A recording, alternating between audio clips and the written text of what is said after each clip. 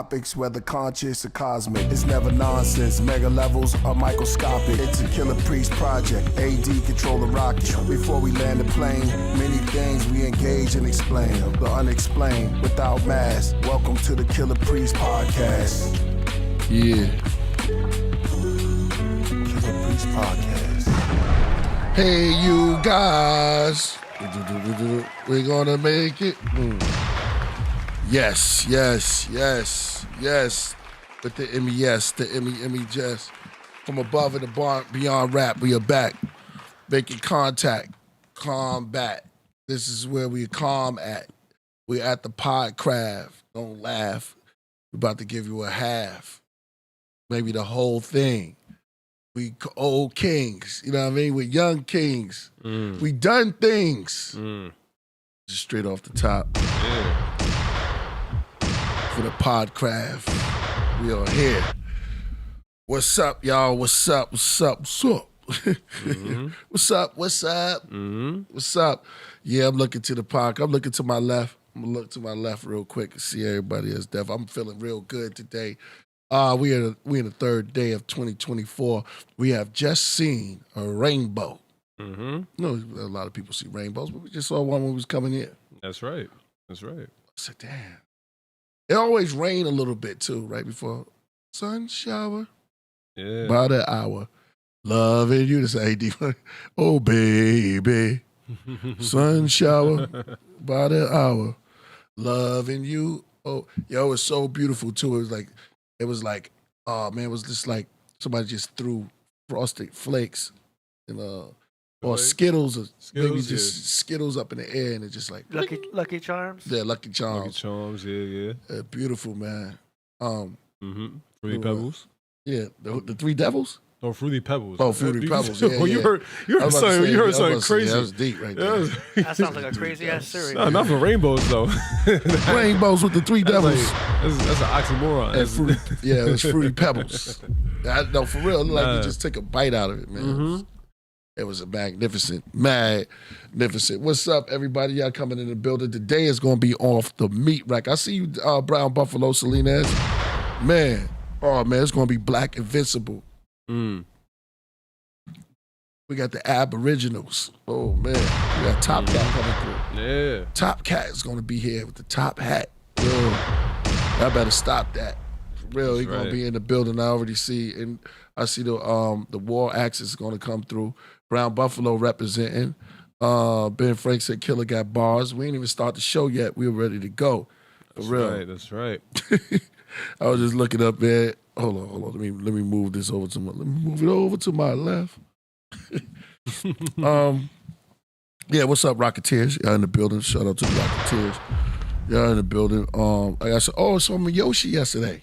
Yeah. I had a good time. Shout out to Miyoshi, man. Yeah, shout outs. Yeah, good time. It was cool. We got some food. Out of our favorite spot. You know what I'm saying? We got this spot we like to go eat. For me, Solo Gems was there. Had a good time, man. It was a good time. It was a good time. Topcatz going to be up here. It's going to be incredible, man. I'm excited. We all excited, man.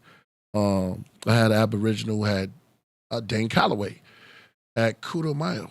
Kudomayo, right? Kudomayo, yeah. That didn't go so well. Kudomayo got to come back. Get over it. Got to get up and get over, bro. To order to grow, you have to, people going to push. They're going to push. But that's why you go to the gym. You don't go to the gym for just do sparring all day. You thinking a real fight is a spar? You got guys with incredible minds out there, such as the brother coming up, such as a lot of people who put in their work to really elevate and teach other peoples from what we learned. Remember, we learned a lot from the miseducation of Lauryn Hill. She miseducated and taught me everything. I was like, wow, damn. How you do that? It's crazy. It's a long, short road. You know what I'm saying? But somebody got to walk it. You got to walk it like you walk it. Talk it like you talk it. Solo Gems, you in the building. What up? That's right. Feel good. Saw some nice little rainbows. Embrace the sunlight. You know what I mean? And we gotta love ourselves and reject the fears in our hearts. You know what I mean? So that's the real thing. That's something I feel like, that was my message today. So Yeah. blessing love you, everybody. Oh, we're moving up. We're moving up. Well, salute Kings, looking fresh, Killah Priest. Oh, thank you, my brother. Thank you. Salute to you too. Word. I'm feeling real. You feel good, you start, your appearance be good. Feel good about yourself. Sometimes you can't judge the book by the cover. Nah, you You be can't. dressing all nice if you're broken inside.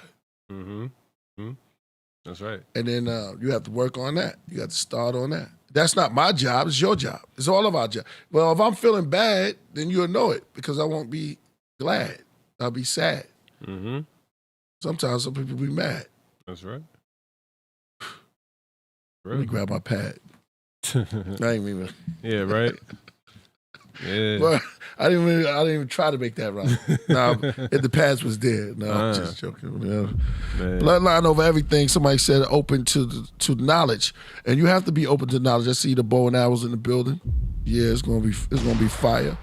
All right, AD is slowly massaging, marinating. He's got something on the side. Okay.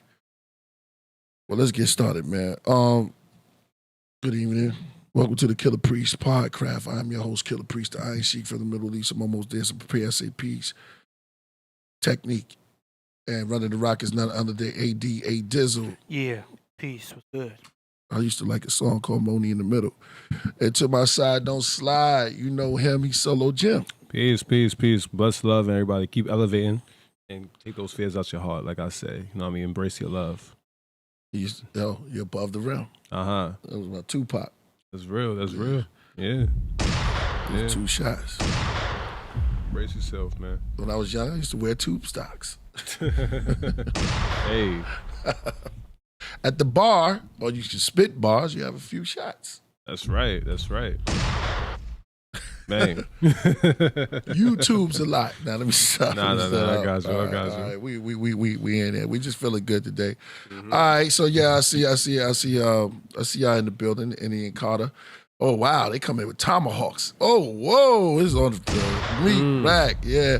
Well, it's gonna be good. It's gonna be the good. I see. Oh man, you got Jaguar, the Jaguar Paw, the Gullah Geechee. Yo, shout out to Crip Jesus, the Gullah Geechees, the Gullah Geechees, the Yami.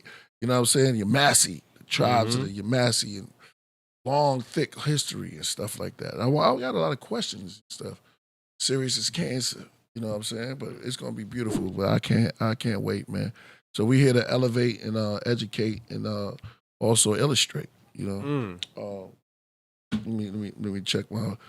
Let me check my throne phone. That's right. No, we here. We having a good day. It's the 3rd day in the new year. You know what I mean? 2024. Feels great. You know what I mean? It's a time for a change and a real change. You know what I mean? Make sure y'all embrace yourselves to the fullest. You know what I mean? You know what I mean? Y'all keep doing that. Exactly. That's truth. Word. Yeah. No. We gonna stay on point, man. Yo, shout out. Let me slide. Let me slide. Let me see. All right. Okay. I wanna no, hold on, I'm just making sure that I see a Topcatz coming in and stuff like that. But you know how things blend in. The Jaguar. We was the 8 deer ocelot claw. Have you seen that? Me and golden deer. So that was 4th. 4th was golden deer. That was 8 deer ocelot claw. So you see it. You know, we were the Jaguars. The Jaguars. We understand the strength of the Jaguar and how it moves. You know. And then we had great things that were happening out there, you know what I'm saying? The great scholars and teachers was going in there putting stuff down for the crown, you know what I'm saying? Yeah. I'll be around, ba-da-doom, ba-da-doom. Then you gotta rise up your stuff. You gotta look at also for the females. Right. There's a lot of great builders out there, right? We had a lot of them on the show. Yeah. Speaking of Yoshi. Yeah, that's right. Yeah. So shout out to all the great ones on the show.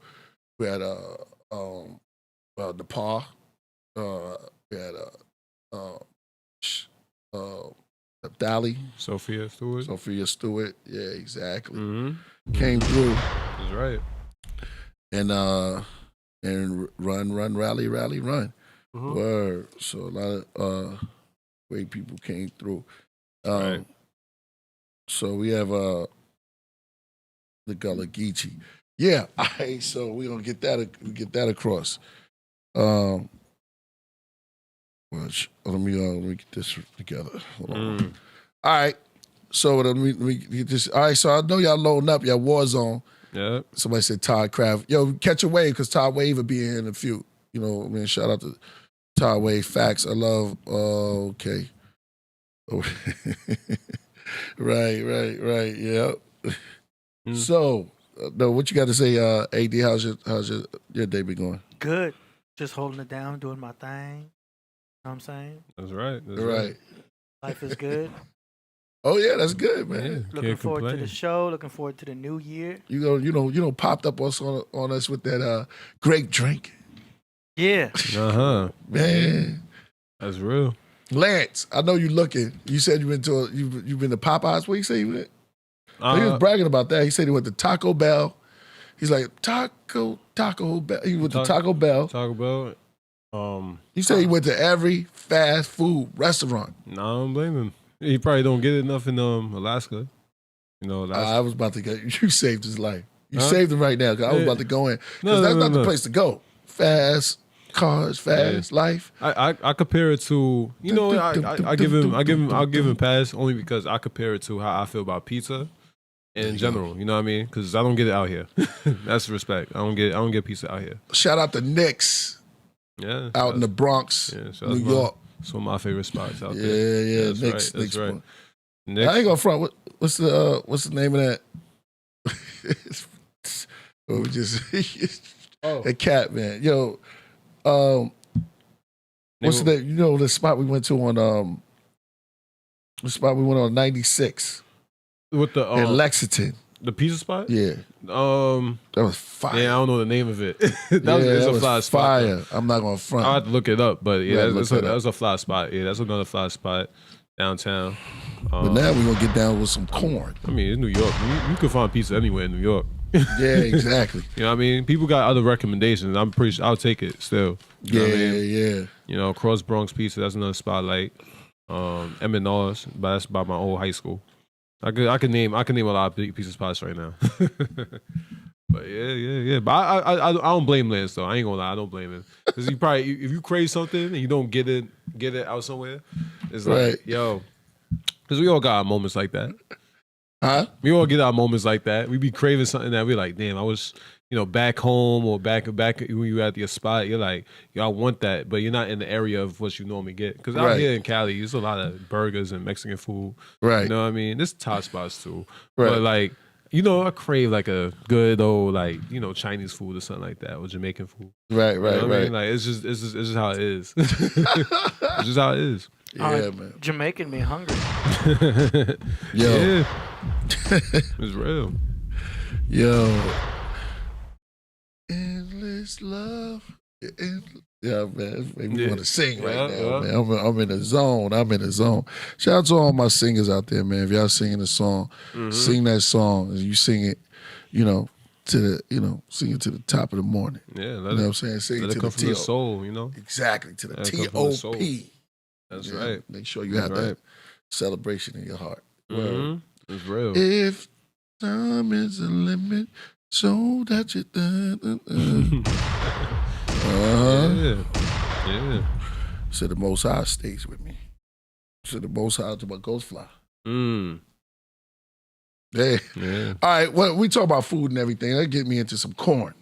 Corn? Yeah, straight up corn. Corny. All right, you gotta need the corn starch. You got everything with corn. You know what I'm saying? When you look at it around, my mother told me because they had some place in the South where you could eat. They eat dirt, man. I don't know if it's like mud, but dirt? For real. Yeah, it's had some like minerals and stuff. I'm not telling nobody to go out there and find dirt. No. You know what I'm saying? That's red dirt. That's like real back in the day. Like that's back in the day. A lot of dogs now. So you don't want to do that stuff like that. But they have sacred places and sacred lands. And I went to a place called it was called the Mystery Spot. It's up there in San Antonio where the trees at the top bend, right? They bend in. And I always wonder what would the animals do if they get there late at night. And then they said that all their roots would grab hands, become like one, like, you know, they were like family. Even one ride through Canada, there's all these trees that look the same. Then there's one tree that's like, you know, he's just sticking out. He got the like hair stuff. You don't know no fruit or anything, but it's like strong. It's not like the other trees. When we going through, and they say that they connect under the soil, under the surface. Things go deep beneath the surface. The past couple of years, little so, man, there's been like a wealth of knowledge coming down upon our people and upon people in general. Elon Musk came up, you know what I'm saying? Everybody started busting with blah, blah, blah, blah, blah. But now we getting new information. There's new type of information coming. You got this brother right here. You had Dane Calloway come on. He was dropping the jewels and stuff like that.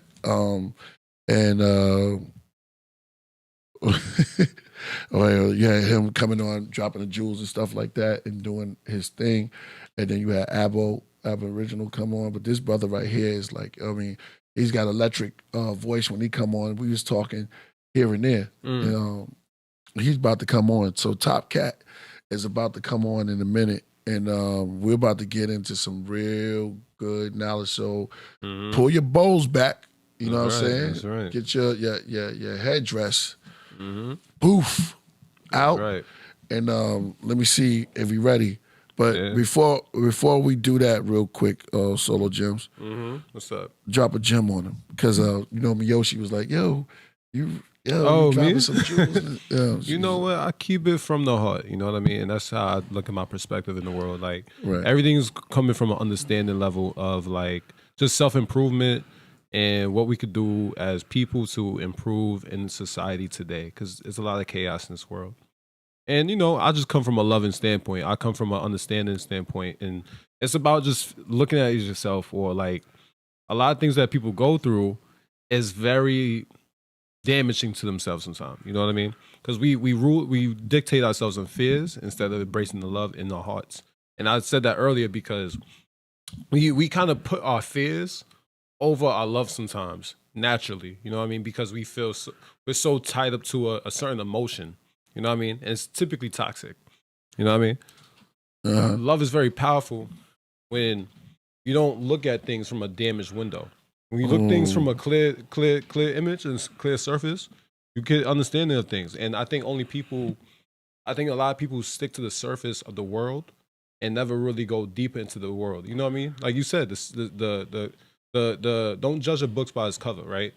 Read the book, but look through the lines. You know what I mean? Read through the surface of it, because when you start thinking deep about things, you get a better, clear understanding. And don't look at it from a negative standpoint. Think of it from a real positive standpoint. And you know what I mean? I appreciate Miyoshi for saying that. You know what I mean? Because I do think, and I take a lot of pride in my like thoughts. You know what I mean? I don't just think very how can I say, narrow-minded.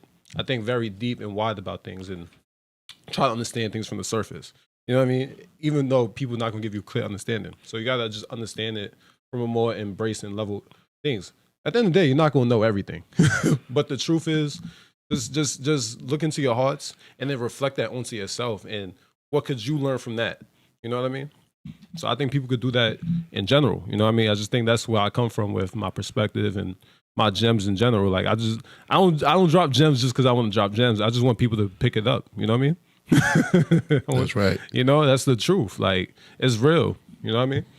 Power to you. It's love. It's love in this world, and I feel like a lot of people are so toxically damaged, and that's you got to repair yourself from all societal things and situational things and everything like that. It's a lot easier said than done. But you got to look inward, and that's the true purpose of yourself. You got to look real inward, because if you don't look inward, you're not going to ever find that answer. And I think people reject their blessings and don't accept and embrace the blessings in life in general. So I mean, that's where I come from. Man, that was so beautiful. You know what I mean? I see a bunch of Jaguars. Hey. They've been in their bows back. I want to get to the point. Yeah. That AD? Yeah. AD you got native in your family, AD? I do not. Well, you're Colombian, right? Yeah. Colombia got some type of. You never saw nothing like no indication of you got some type of native thing. Not that I know of. Okay. I just know my mom's from Bogota. Bogota. Oh. Bogota, Colombia. Yeah. Bogota got a lot of. Maybe, but I haven't. You know, it was never really brought up, so I don't know. Yeah, I know. Bogota.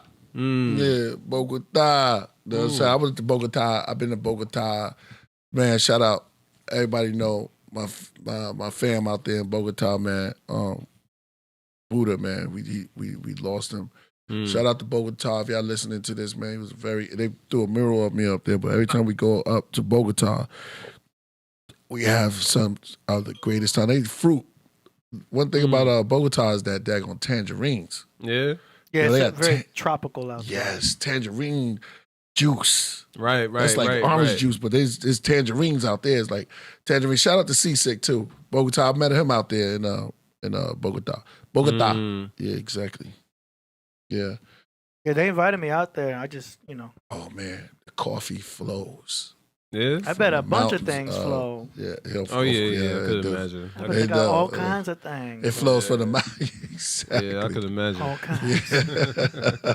No, you get that coffee from that dude with that, that way, that mustache. You just go, taste this, my friend. I was like, oh, dang. It's just like coming from El Chapo himself. Oh, no, you know what I'm saying? He does Mexico right there. But I they got can some only good handle like a coffee in half a Mexico. cup a day. Like I used to like get 2 What's cups, my man name? 3 cups.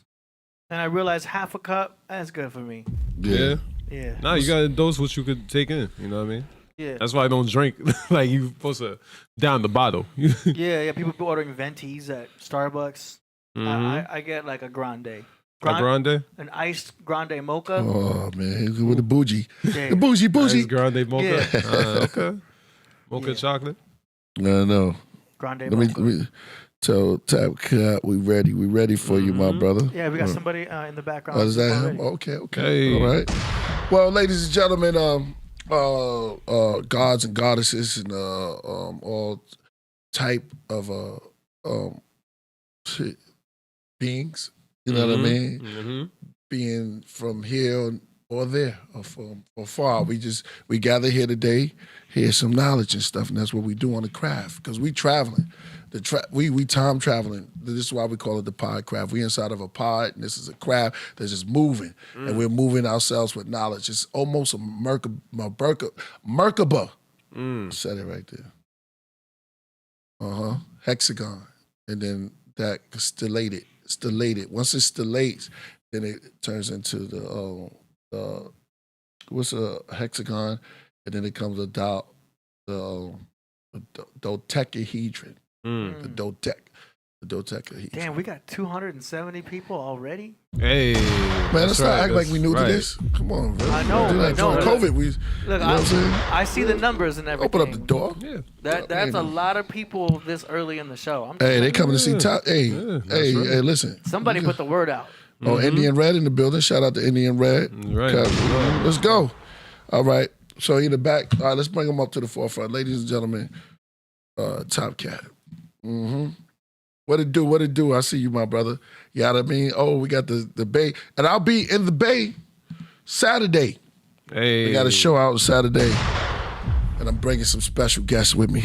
That's right. Word. So I'll be in the Bay. You see the information up there? You left it up there, AD? For what? For the show. Use my breastplate. Let me clear my throat. Greetings. Somebody said the BBCU. Shout out. We got them coming in. Okay. Important conversation with Dulcinea in the building. They coming in see what's going down. There's a lot of new viewers. Yeah. Cap Jones in the building. Salute to you, my brother. The copper skin. Word. Damn, should have had some cop. Should have had my Yeah, we got the Choctaws. I want to hear about all that stuff, all that good stuff, man. Word. So is he coming in? He says he's gonna start his video later, but Oh, yeah, Yeah. we hear you loud and clear, my brother. Ladies and gentlemen, I just heard the voice of Topcatz. He's in the building, man. What's up, my brother? How you doing? Peace. Shout out to everybody on the panel. Shout out to Jimmy.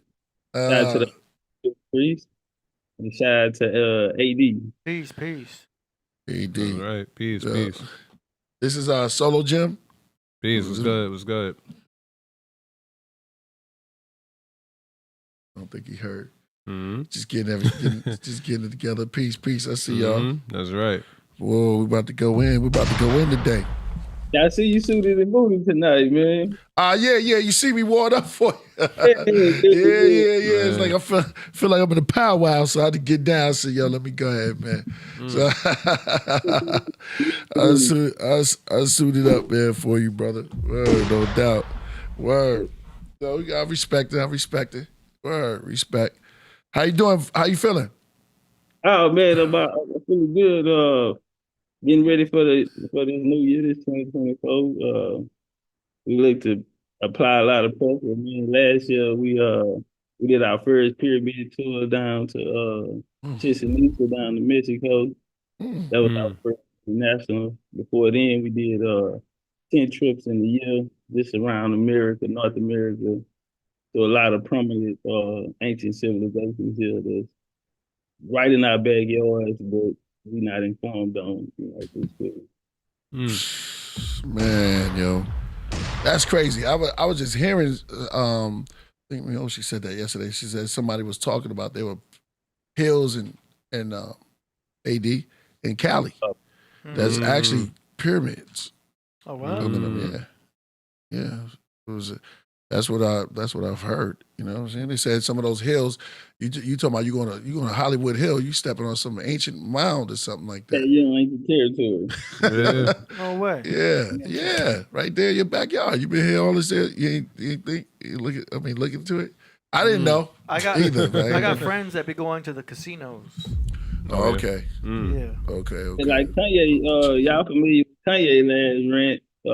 When he told them, I'm not black, I'm Indian. You're not black. He told them there's pyramids and mounds in St. Louis.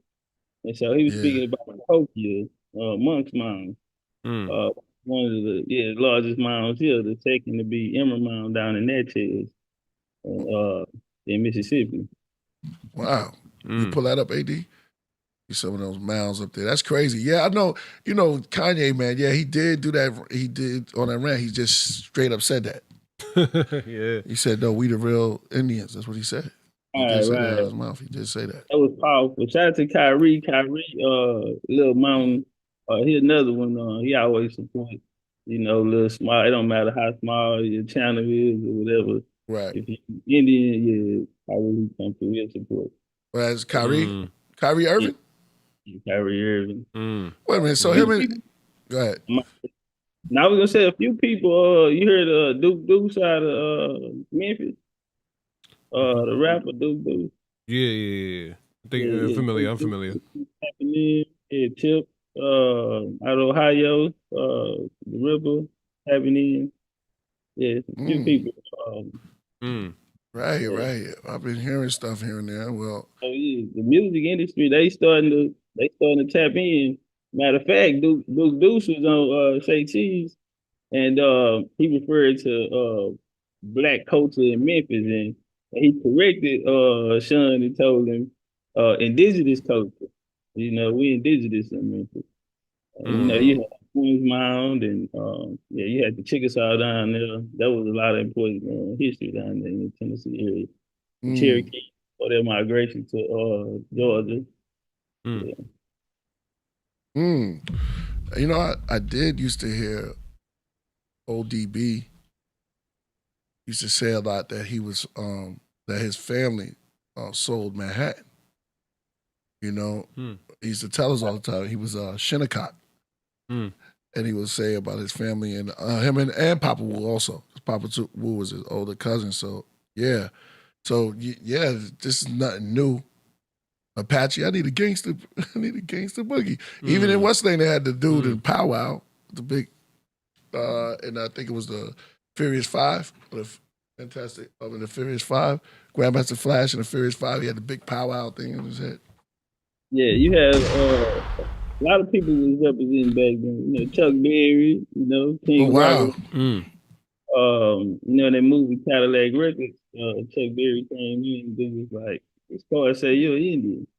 And yeah, but that music, you know, blues and all of that's coming out of the Mississippi. So when we see these sound coaches, you have, well, they broke them down into Vena culture, Hopewell culture, Mississippian culture, and then we have a different time frame across the way. We have like such as Bronze Age, Iron Age, things of this nature we still refer to on the other side of the world, but they never show you them on side of each other or with the chronology lining up. Because what it'll reveal is that civilization or as culture, what we know, whereas it'll be centered around agriculture, which would be the most important. So within that, you'll have to be profound record keeper and have a knowledge and understanding of the stars, so you can know when to harvest. So a lot of people calendars was off because they couldn't harvest. They didn't know when to harvest. So we had sun and moon calendars here. March, I'm going down to Mexico City to the Pyramid of the Sun and the Pyramid of the Moon. And so I'm gonna take a tour down there. But everything is centered around agriculture because now we don't have to follow and chase herds or follow animals. We can stay in one spot and actually build a pyramid. You know what I mean? We can feed ourselves off the land. And that was a science. So it wasn't something that just, you know, manifested here. And one of the most important agricultural crops that went around the world that we seen would be corn. And that would fingerprint a key marker into who brought the civilization because the corn originates here in the Americas, and it had to be genetically modified. It's not a organic corn seed that you know corn naturally grows from the earth. And so that is a clear one of the clear indications that this science was taken around the world, and it actually helped others, such as Egypt, which we in Karnak we see Osiris body laying flat, and we see agriculture growing out of it. So it's called wheat, but when you translate it, Turkish wheat is Indian corn. All right, and so this is actually corn growing out of Osiris, because Osiris represents what is called one of the resurrection deities. Whenever you hear resurrection, it's all allegory centered around agriculture. So you have something called the green mean. Osiris is depicted as a green mean. You have Pakal down in America in our culture. If you look at any of the four civilized tribes in the Southeast, meaning Chickasaw, Choctaw, as you, Seminole, you have these four Creek. They origin story venerating corn gods, corn deities. The same as when we go into the Mayan cultures. And so it's same as we see with Osiris being the corn deity. Before I land in the Brooklyn Museum, you have something called the corn mummy. Now we have all these African scholars who like to take people on tours for years through the Brooklyn Museum, but they always, for some reason, passed up the corn mummy, because the corn mummy is the veneration of Osiris and a celebration that they celebrated in Egypt, according to Isis, which would Osiris was really a corn deity centered around agriculture, and that was one of the key pointers that the Egypt was actually a colony of ancient America. Really? Oh, that's a lot to take in. Yeah, man, that's crazy. I did hear something about corn found over there, and well, how did they get it there? Yeah, well, trade. So again, another science that everyone wasn't accustomed to was seafaring. So seafaring was very, very important. Everyone didn't have that tool, that intelligence. Hence why we have theories such as the out of Africa theory, in which the people are walking. Africans didn't have the technology to sell. How do we know that? And I'm not just going off on Africans. Well, we know that because we don't see any African colonies around the world. But we will see Greece colonies, we'll see Roman colonies. We don't see Egyptian colonies because Egyptians wasn't seafaring people. They actually hired out their navy bases. They hired out their army. They had a lot of their greatness was things that they bought out of trade and people bringing in. So we'll deal with like biblos, which they got their cedar from. They got their wood to build their coffins. And these people also were the merchant class. In the Bible, Solomon, he couldn't, in order to build Solomon's temple, they had to go to the people who had the knowledge. And we know the Hebrews didn't build the pyramids because they didn't even have the knowledge to build Solomon nor David's temple. And so they had to go to the people who could. And this is a science that the Americans had already for us, seafaring. How do we know that? Because in the Bible, God told Adam to build a ship, and he told him to build it with gopher wood. The only place in the world gopher wood is found is in Florida, Georgia region. Only place. Called Stinky Cedar. So the seafaring expeditions come from here. Also in Egypt, we find, let's deal with Hatshepsut. Hatshepsut said that her people come from a land of Punt. They didn't originate in Egypt. That their gods came from Punt. We also find in Hatshepsut that she sent expeditions out that took 3 years. And we find in Ramesses temple pineapple. We find coin. The mummies have cocaine in them, indicating that they are having trade from America, but Egypt is not a seafaring people. So we Amazon prime. Right. I heard about that. We prime. So that was something that was real key. Also, when we go into the gods of Egypt, and I think this is the most crucial point, because when we look into their deities, their most ancient deities, we'll take the Khnum. Khnum is the big head ram. The ram originates in America. You have the Los Angeles Rams. You have the Peregrine Falcon, which would be horse. Peregrine Falcon. You have the Atlanta Falcons. The Southeast tribes venerated the Peregrine Falcon. He was the highest, the fastest flying bird. And he placed his nest where others haven't been. Where they venerated him, and when they excavated the mounds, they found motifs of what they call today the Eye of Horus. In the Southeast nations, in the Southeast, in the mounds in the Southeast. And so they venerated these, and also the Peregrine Falcon was, like I say, very prominent in the Southeast down here. You'll take another one. You have the Cholo dog, which would be Tahuti, which would be one of their most ancient deities. The Cholo dog is only found in Mexico. They told us it was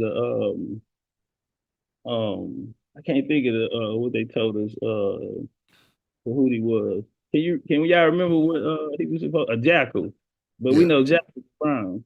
And then when you come to the family, the family is gonna originate back in the Americas. And so and these are their deities. These are Egypt's most prominent deities. And we see that the animal effigies that they're using are indigenous to the Americas. Another indication that this science is traveling from one place and being brought to Egypt. Man, that was the traveling is crazy. Wait a minute, so because you brought up the Cholo dog. Right on. Have you ever seen that dog, AD? The Cholo dog? Yeah. Cholo dog. You have any? Yeah, pull them up. Cholo, Mexico, indigenous to Mexico. I think it's spelled with an X. Aztec and the Mayans used him. He was a god of the underworld. Yeah, there you go. So when they right there. Yeah, the first one. Yeah, it do look like a. Yeah. Is that him right there? Yeah, that's one. A cold Right there, right there. The second one, AD. Yeah, move over. They're down. That one, yeah. Oh, there you go. Cold. Yeah, that's cold. That's cold right there. It's him right there, ain't it? This do see it. And that dog, the breed is only found in Mexico. So the Aztec and the Mayans, he was a god of the underworld. So when they were passed, they would sacrifice the dog and take him to the underworld, and he was to be a guardian. Same symbolism that the Houthi was in Egypt, except the dog is indigenous only to Mexico. Was that dog in that cartoon Coco?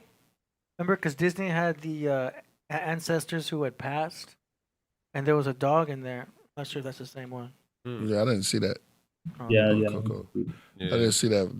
That is definitely a dope resemble of. I mean, you can't, because they're saying that it's a jackal. We know jackals are brown, but that dog is black, just like the Houthi, the ears, the snout, everything. But who said it was a jackal? Wouldn't there be the Egyptians? Egyptologist, Kemetic priest. Okay. But see, they don't know that the science is coming from here. Well, let me say this is actually universal. Yeah, you got to universal that we'll see synchronism. So, like you brought up Sumeria earlier, when we go into the Inky and the Nil story, the Anunnaki, they're speaking about these serpent deities coming. Well, these serpent deities are said to be creator deities. And if we look around all major civilization cultures, we find them. So in Asia, you find Nuxi and Nuwa. In Hindu, you find the Nagas. And Buddha's mother named Maya. And you find Apep in the Egyptians. Over in the Americas, we have Quetzalcoatl with the Aztec or the Mashiach. And the Mayans, we have Kukulkan, which is the serpent. But there was a time that came where all of the serpent deities were killed. So these serpent deities. So when we look at Saint Patrick, he's killing the serpent. We look at Hercules, he's killing the serpent, Apollo. I'm sorry. We go into Sumerian. We see the serpent being killed by Marduk.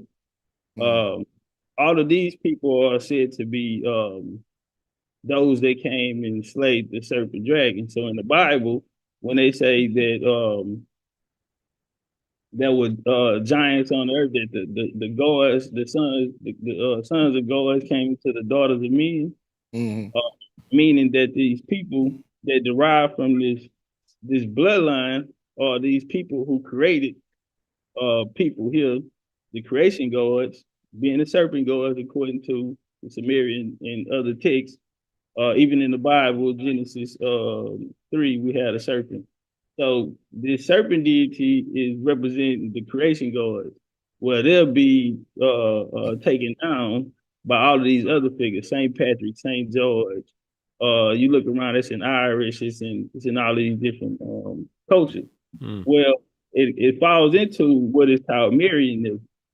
And this Marianism is a conversation that they just had a debate about, that Egypt, the Christianity still off of Egypt was, when they're both wrong because they use the resurrection deity.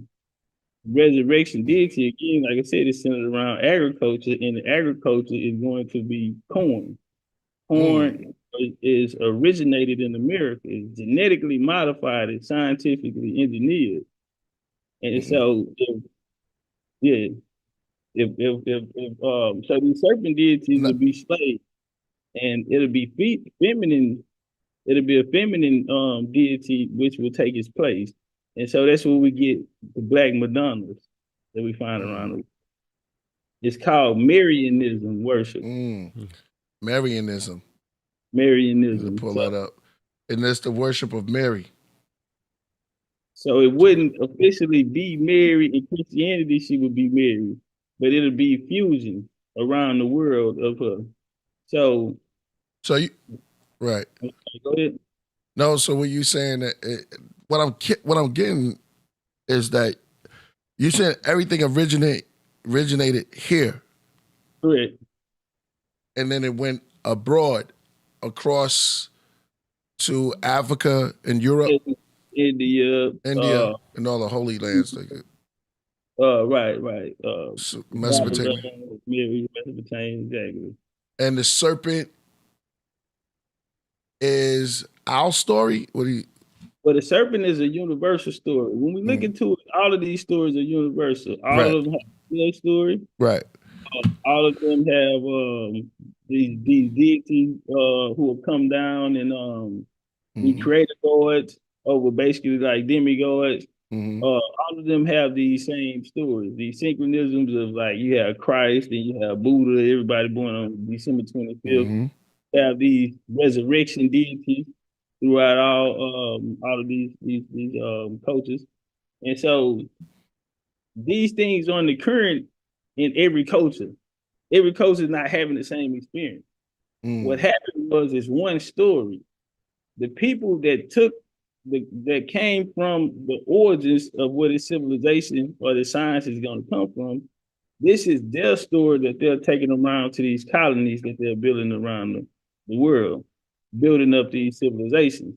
So we know that the pyramids in America are older because the first step pyramid in Egypt, the first step pyramid would be the step pyramid, but we have the step pyramids over in Peru, which are older.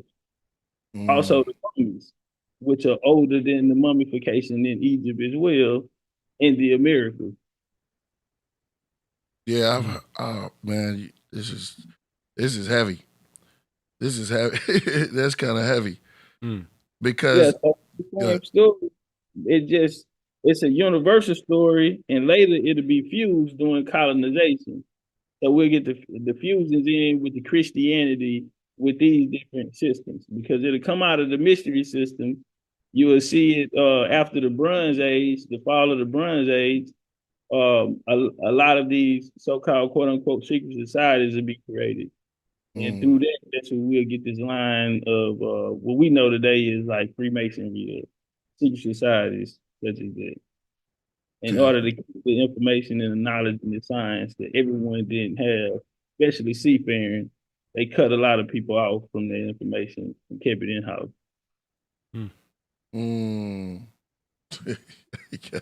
The audience is going crazy right now, man. This is heavy. All right, so what was the religion? What did they teach in ancient America? What was the teaching system? Okay, so basically it was a spiritual system. So we a lot of people talk about nature and we we worship nature and these things. Well, we actually mapped the stars out. Not only that, but we mapped out the ley lines or energy vortex centers here. Which is very important because this is something you need to see with a satellite. You feel me? To know what these key areas was at on the Earth. And Sedona, Arizona being one of the most highest vortexes, energy vortexes here. You also had resources that was in the Earth. So we know the story that Anunnaki came here to get certain resources from the Earth that the Earth had, gold and things like this here. So we find people traveling around, planting a flag on these ley lines and energy centers because these mounds and these pyramids are built on ley lines. In Ohio, they did the study and they matching these ley lines and the pyramids are in direct alignment with each other and also star systems. And so, or as a spiritual system here, we under nature, and it was basically centered around agriculture, astrology, astronomy, and the study of the skies. That's why we were the ones to create the number 0. We were the ones to the master masons, if you want to say, as far as architecture and as I said, agriculture. We were agriculture people. America fed the world. most all foods that people eat around the world, you'll be amazed, is actually from America. The tomatoes, which Italians get a lot of props for, tomato originates in America. Every food dish or culture that's out there is borrowing from the Americas because the resources to their main key dishes are actually from America. I give you one quick one before I get out the mic. Cassava. I love cassava too, especially when it's fried. African dish. Huh? But the fufu, they use fufu. And that's an African dish. That's a popular African dish, but the cassava actually originates in America. So is that the right? Go ahead. I'm sorry to cut you off. Is that yuca also the same word? It's the same. Right. Yeah, yuca fries. Remember we had that? Yeah. Off the meat rack. Go ahead. Yeah, and it's all originating in America. Y'all had some questions though, like some information that y'all wanted to know, or anything about America or the Gullah Geechee. Gullah Geechee. Yeah. What's your question on the Gullah Geechee? The Gullah Geechee. The Gullah Geechee tribe where they're always here, and there are a lot of people of our culture that kind of like originated from them. And where were they located at? And was this their land first? Man, I hate to break it to you. And shout out to my Gullah Geechee out there, man. Y'all know I'm saying no dig into these business, man. I gotta tell you. It's about to turn up a little bit. Come on. All right. Yeah, it's no such thing as Gullah Geechee. Oh man. Boom. Oh, whoa. Oh, there's a breakthrough. Can we have a bomb? Oh, man. I need an AD bomb. Yeah, he's be out there, man. Man. Breaking news, man. What? There's no such thing as a Gullah Geechee. Gullah Geechee was made and created through. Hold on, there's so many. Oh man, go ahead. I'm listening. It's about to turn up. Yeah, it's about to turn up a little bit. That's when we like to. Go ahead. The African story created by white people, for one. Okay, and we finna name some names tonight. So y'all get y'all pen and pad. Oh shoot! Hold on, what? Come down. It's about to go. I told you it was about to go. Wow. We naming names. So Gullah Geechee are people off the Sea Island. So it is stretched through Georgia up through South Carolina. 1526, the Spanish came over. It took them 8 attempts until they finally established themselves in Florida, and they had the help of Timucuan Indians. These Timucuan Indians, they were seafaring people. They were melanated people, just like us, copper people. You had Arawak, Taino, these are people out of the islands. Haiti, Jamaica, Cuba played a great part. One of their things, so we see these mounds, we see pyramids where they built in a special way, which was shell mounds. So you had different tribes like the Utina, the Mayaka. You had these different people, and they built on Lake Okeechobee. They built that Lake Okeechobee. They ran through that area, and before we go into the Gullah way, what was that? So my bad. What happened? Nah, it was a little glitch in the matrix. Okay, turn up. So right now, what I'm doing is building up this area that they say that the Gullah Geechee are coming from. We started with the Spanish coming over in the indigenous tribes that was in that area. So Jacksonville, 1563, you would get Fort Caroline. The French would show up with Rabat. So they'll leave their settlement to be dismantled by Indians. 1565, on the Spanish 8th attempt, they would finally establish San Marcos, which would be built under indigenous Indian slavery of the Timucuan Indians. Now, like I said, these people built the shell mounds. They weren't necessarily agricultural. They built on the sea. They also were a stock of Mayans. Okay, so come from, you had Chippers Mayans out of Guatemala. You had Itza Maya You had the Chantal Myers down here. All of this is go. So back then, Florida, it's 2 hours to get from Atlanta to Yucatan. All right. It was much closer back then because some of that land is underwater right now. So you had the whole Gulf right there.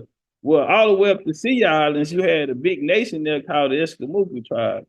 This nation fought off the Spanish settlement. Well, where they end up settling there, and they'll rival those in the Sea Islands of South Carolina. This is where it's all going to start. So the British is going to come, and May 14, 1607, King James of the Bible. You familiar with King James of the Bible? Yeah. King James of the Bible, Jamestown, Virginia, is named after King James of the Bible, which is a black man who ruled in 1603, united the crowns, and ruled Scotland, Ireland, and England. Now, these are black people. This is the Stuart family. They're going to come from the Tudor family, which is Queen Elizabeth I after she passed away. Her cousin James, King James, took the crown. Now, Virginia, they'll settle in Virginia. Now, they'll pass out the charters in the 13 colonies will be passed out by people that look like us. So you had Charles I, who will go through the English Civil Wars and die. Oliver Cromwell and the Protestants who killed him. His son, Charles II, who Charleston, South Carolina, is named after, which is very important because this is what these Gullah Geechee people are going to be said to populate. So Charleston, South Carolina in 1670, that port will be created and is named after King Charles II, which is known as the Black Boy King. And anybody you can pull it up, Black Boy King. Yo, AD, you gotta put. I'm already blown away. That's a statue of him. And he will lead after he will come back to the throne. They get New York from the Dutch, which was Dutch West Indies, 1621. And 1626 with Peter Manute, that's when ODB, rest in peace, say his family sold Manhattan to these people. So it'll be Peter Manute. This was 1626. So they ended up going to war later. And this is actually domestic Indian slave trade was started up in that area, up in New York. And it would travel down into the Great Lakes in 1600s and 1620s to get to Virginia. And we'll have a major fight there in Virginia. Now, we'll fast forward up to 1700. Well, fuck it. Let me go ahead on and run it. So, who New York is named after is James, Duke of York. He got the charter from his brother. Now, New York, James, Duke of York, will get put off the throne, and he'll be defeated by William of Orange. This is the French gonna come in. This is the Medici family, if y'all familiar with them. Yeah. Powerful European family at that time. Had ties to the popes. They had 2 popes in their bloodline. They was related to them to every royal bloodline, and they were black people. So look up Catherine Medici, black. Look up Alessandra Medici. Look up Lorenzo de Medici. All niggas. All right. So these are the people that are gonna be in power and control. All right, let me fast forward to the Gullah Geechee people. So what's going to happen is the 13 colonies is going to expand into the Southeast. They're going to want to expand it to the Southeast. In 1517, you had the Protestants versus the Catholic War that started by Martin Luther. John Calvin and Succumbia had a 30-year war. And now the Protestants will be stationed in South Carolina and the Spanish will be in Florida. So they're going to be at odds. 1701, 1703, you get the Queen Anne War. Now they're fighting for Port Royal, South Carolina, and they're trying to get the ports. This is all commercial business. I want y'all to keep that in mind too. They're only fighting for the ports that are operating in international trade. Very, very important we keep that in mind. So these nations down there, you're gonna have a domestic slave trade. Some people will show up in the late 1600s called the Goose Creek Men. Google them if y'all never heard of them. They were allied with a people called the Yamasee. The Yamasee will become slave raiders. You answered my question on that one. Go ahead. the Mashi would become slave raiders. Mm-hmm. They would raid territory. It was about deer skins. So they would raid rival tribes or smaller tribes. Now, I do want to throw this out there, not to make the Yamashi look bad, because it was a point that the tribe that was coming out of Georgia, which would be Wampy at that time, or Gullah, and the tribes coming out of Florida, they were at a point kidnapping people out of this area and bringing the Yamashi in as slaves. So now the tides have turned once the British got there for the Goose Creek men. So this population that's going to be down there in the Sea Islands is going to grow out of this. When we get up to after 1763, you had 1754, you had a French and Indian War. We go through the Yamasi War, the Tuscarora War, 1711, 1713, 1715, you get the Yamasi War, and 1739, you get the Stono Rebellion, which they say happened by an African named Jeremy, and he kidnapped and ran away, all bullshit. On all of the maps, there's a nation called Stono that actually traded in that area of Charleston all the way through the 1600s. In the 1680s, they went to war with them for their territory. They were like a thorn in their side. 1740, they passed the Negro Act, which made basically put them in the servitude and enforce different sanctions of laws on these individuals for this riot that the Indians caused in 1739. So we're gonna move down. We're still in South Carolina. So we're gonna get to 1763, which in 1754 is the French and Indian War, 1763. The French will lose all of they trade ports to the British. Now, this is in 1733, James Oglethorpe will come over, who was a defender of the Stewart family, the Jacobites, and found in Darien County, Georgia, and then they'll get Savannah. Well, this will give them an opportunity to attack Florida now. Very important, walking it down. So after 3, the Indians that left out of the area who were allied with the British during the so you had a Pontiac Rebellion after that, and that'll lead us into what is called the Revolutionary War, which Indians just fought on side because Indians started the Constitution. A guy named Conasauga, the Onondaga tribe of the Haudenosaunee or Iroquois, helped them put together the Articles of Confederation, helped them put together the Declaration of Independence, and also they modeled the U.S. Constitution after what is called the Great Law of Peace, which was the indigenous government that was up in the north at that time. That came from the 6 nations of the Iroquois or Haudenosaunee. Now, very important, they modeled theirs exactly after that, and you can look that up in Congress and law under H.Con. Res 331. H.Con. Res 331, you can look that up, and that's the United States saying that they got their constitution from these Indians. Long story short, the Indians that migrate down into Florida and Georgia area, they'll be attacked by Andrew Jackson. Once they come in, they wanted this area down there because they were moving from deer skin. It went from beaver pelts to deer skins, and now it's moving to agriculture. So the Southeast, you have the Georgia, the gold belt down there. You have, and we're natural agriculturalists down there.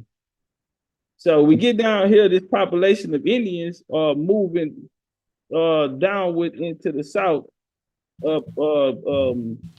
getting away from this encroachment or these Indian raiders. And so they're gonna make a confederation together to come together. And you'll have in 1803, you get the Louisiana Purchase, 1807, you get the Federal Road, 1811, you get the Furnace Creek Civil War down there. Where after George Washington created the civilization plan, they came down to Indians in the Southeast and asked them to be a part of this new Confederate or a new government that they just created. Like I said, Indians. George Washington was a nigga too, right? George Washington was a nigga. He had a son. Hold up. What? Yeah. Hold up. Give me a record scratch on that one. Hold on. Huh? Yeah, I'm gonna make this real quick. George Washington was a nigga. George Washington had a son named George Washington Cuttis. George Washington Cuttis, he paid for his college. When Washington died, Cuttis took over the land. Cuttis gave the land to his daughter. his daughter ended up marrying the Confederate General Robert E. Lee, who also was a black man. We have his records from when he was in military school, and they describe him as a nigga. And this is Robert E. Lee.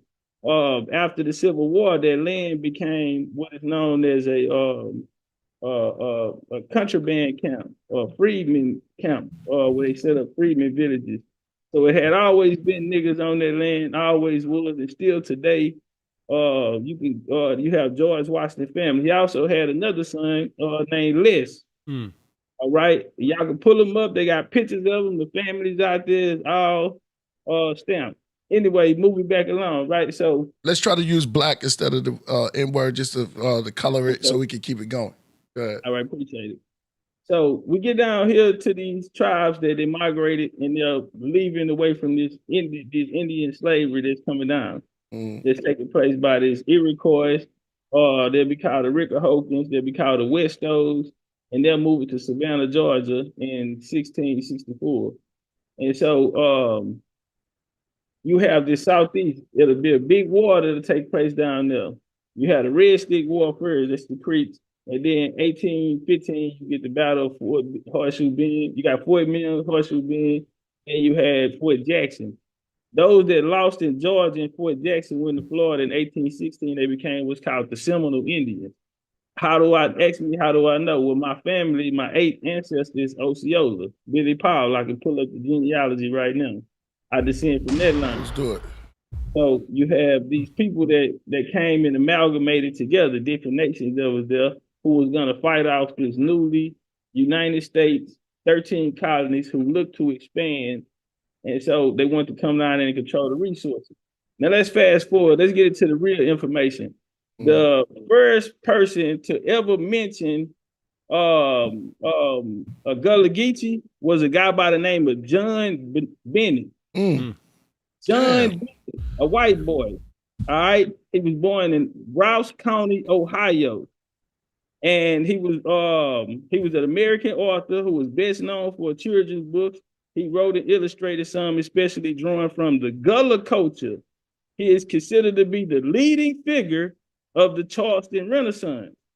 So this is very important about this down here. Now, the next time we hear what it's popular for is this story. Later, they'll call them Gullah Geechee. Now, you have the Ogeechee River down there, which the name Geechee actually derives from. So it's not coming from Africa. They said it comes from Angola. Well, Angola, that theory came from a fiction book wrote by a white woman. I want y'all to write this down, named Julia Perkins. Right, I'm gonna write it down. Julia who? Julia Peterkin. Peterkin. Kin. And Julia. Right. Now you got to get my boy John Bennett. John Bennett. John Bennett, and then put. Wait a minute. What was that? What? Bennett. We got to get him. He's the first person to ever mention Gullah. Okay. All right. So this is going to be created in the 20th century when they're going to start Africanizing things. All right. So African, the transatlantic slave trade, all of that was BS. So all of this millions of Africans coming over here, it was a fallacy, and it came through literature. Why do you say that? Because when we go back, there's no one at the time of the transatlantic slave trade actually writing about these events that's taking place. It's not until the 1800s that we find some writings about it, but it's not. We have more writers in the 20th century writing about the transatlantic slave trade than we do people in the time of it. So when we do go back and look to the leading authority who were promoting this transatlantic slave trade, we find a guy named Anthony Benazet, who was a French Huguenot, come from a wealthy family, France. They came here after the Treaty of Fontainebleau, which was the Edict of Nantes after they dispelled the Huguenots out of there, these Protestants. Family came here to Philadelphia. He taught a black school. He raised up Richard Allen. He raised up, which would be the first treasury of the Prince Hall Freemason. He raised up Absalom Jones, which would be the first pastor here. And they created the Prince Hall Freemasonry and also the ME Church, which is going to be the vehicle of Christianity to of colonization in America, because these are the people who are going to go build colonies in Africa. These are the people that are asking the indigenous people in America to leave. So they're going to create systems in which companies in which this can happen, starting with the Sierra Leone company. 1788. Look up, write this down, OG. Right. African Association. 1788. Wait a minute. I'm gonna give you the whole thing. June 9th, 1788, African Association. June write 9th. This down. The most important source out of all of them. June 9th. African Association. Why is this the most important? Because this is the beginning of African exploration for the British. At this time in 1788, the British knew nothing about the interior parts of Africa. They only knew the coastlines where the trade areas were. Again, we're talking about international commerce. That's why all the wars that's fought in America are being fought for areas of resources and mainly ports, because you can control the international trade. It's not just a local trade. So 1788, look that up, the African Association. Well, look it up, AD, real quick. 1788, African Association. It was created to discover the interior parts of Africa. And so at this, the transatlantic slave trade is over with in 1807 in the Trade Embargo Act. So you ain't got but a couple of years. If you don't know nothing about Africa at this time, now we know about the fake maps that came through the Royal African Company, which was also owned by King Charles II, the Black Boy King. So these are black people running this transatlantic slave trade. The Royal African Company, King Charles, the Black Boy King. His mama, his mother named him that. Henrietta Maria, that's her name if y'all want to look that up. All right. Now with the Gullah Geechee, you got my boy John Bennett. He's the first one to mention it. Now you're gonna have a program that's gonna come through called eugenics. I know y'all familiar with eugenics. Well, yes. Evolution in the Darwin theory, well, you're going to have something called the Royal Society, which would be the oldest scientific institution in the Western world, created in 1660. And it was chartered by King Charles, the Black King. Now, Robert Bowl is the guy who did it. It was called the Secret College. This was a secret society of royal bloodlines, and only top head figures whose families come from these royal lines who have this science being passed down. So that's the Royal Society. Still today, anything gets stamped on science has to go through the Royal Society. You have in 1832, the African Association I just told you about are going to partner up with a company called the Royal Geographical Society. So you can write that down too. It's going to be very important in the colonization of Africa. After after they connect, you're going to have what's called the Niger Expedition in 1841. Go ahead, you cooking right now. What you just said to write down? I'm still on 1788. African Association on 1788. Yeah. And now after that is what? Royal what? Royal Geographical Society. Okay. They're going to merge. Wow.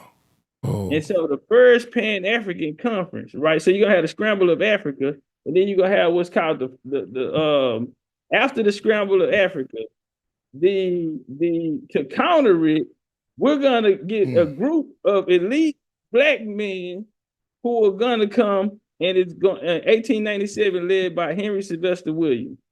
And it's going to be called the African Association. Okay? So this is the Pan-African first conference, and it's named after the same institution that's going to colonize Africa. Now, this is very important because they're going to bring education through Africa through the Niger expedition, there was a language barrier there, so they had to create language systems. That's where you get your Yoruba, where you get your Hausa, and these different languages coming from people like Isaac Crowder, coming from these type of missionaries. And so what they had something called sorrows, where the European would interbreed with the African woman, send a child to Europe, be educated, and be sent back to his people as a missionary. And so this is how we're going to see them break down the colonization into Africa. In 1897, you got the African Association, which would be the first Pan-African conference. In 1911, we'll get W. Du Bois. He gonna create the first Pan-African Congress, 1919. I'm sorry, and it's gonna be funded by a white man named Joel Springham. All right, I want you to write his name down because white folk funded it. Now, okay, my bad. Yeah, Noel. Joel. Oh, Joel. What? Springham. Springham. Yeah, Springham. Yeah, his brother Like went to Harvard at W. Du Bois at Harvard, and they brought him in and sent him over to Paris. And what they wanted to do was cut the brothers that went off to World War I. They was coming back with this message of being oppressed. Shout out to Neptali. I see you. My bad, brother. I see you. They sent W. Du Bois out there to Paris to make sure that these soldiers' voices don't be heard. And in that process, he's going to be funded and help create the Royal African Company. Now, you have the Carnegie. You have these people funding them. Now, the eugenics program is going to have an offspring program that's going to fund a guy named Franz Boas, who's the father of anthropology in America. So Franz Boas is going to have students. One of his students is going to be a guy by the name of Melville Herskovich. I'm sure you're familiar with him. He's the father of African studies. Okay, he's a white Jew who's the father of African studies. If you put his name in, one of the first articles going to pop up is coming from Israel source that say the father of Pan-African. Yeah, pull that up, AD. Yeah, get him up. Tell him. Go ahead, say his name again. Melville Herskovich. Melville Herskovich. And so they're gonna Franz Boas is gonna get funded. How you spell it? Melville. Hold on, let me type it in. Melville. That him right there with the glasses on. Yeah, with the glasses. That's him. M-E-L. Yeah, that's him. Y'all got him. Yeah, that's him right here, the father of African studies. I know you heard of John. He's the father of African studies. Father of African studies. In 1958, so you had, at the time, you had philanthropists come out. So you had the Peabody, starting with the Peabodys. George Peabody and them, he gonna, after the Civil War and the Reconstruction era, they're gonna get together with these bankers, and they're gonna take over the collegiate institutes. They're gonna get all of these teachers on the payroll so much to where the U.S. the Senate had to step in and make everyone open up the files to see who was on payroll, because what they did was came in and reconstructed history. So you had Rockefeller create the University of Chicago. A lot of quote unquote black leaders will go through this University of Chicago, where they basically went in there and reconstructed history. Now, one of the things, I admit they didn't come out with, they was doing scientific racism at that time, which is going to come from Mort, which is going to start in America with the study of skulls of Indians from these Indian wars, Revolutionary War, War 1812, the Seminole Wars, things of this nature. This is one of the DVDs, The Heart of Blackness. It wasn't a black person. I want people to understand this here. It wasn't a black man that came and told you that you had a culture and your culture was Africa. It was this guy. This is the guy that said black people are not savages. They actually have a culture. Negroes have a culture, and that culture is African. And so it's the Pan-African's daddy, because one of our greats, right? One of our greats who he met back in the Harlem History Club, Schomburg building. This is where the big shots used to hang at. Matter of fact, Kwame Nkrumah, which is later, before he became president, he was in Harlem. He was going to HBCUs. He was taught by OG James Agri, who came over to Livingston College, taught there, married a wife in Virginia, went through a program called the Phelps Stokes Foundation, which was a sister company passed down, which was really the New York Colonization Society. And this was passed down, Phelps Stokes, and their mission was to unite Africa educationally, religiously, and they were basically funding this new curriculum or idea of colonization.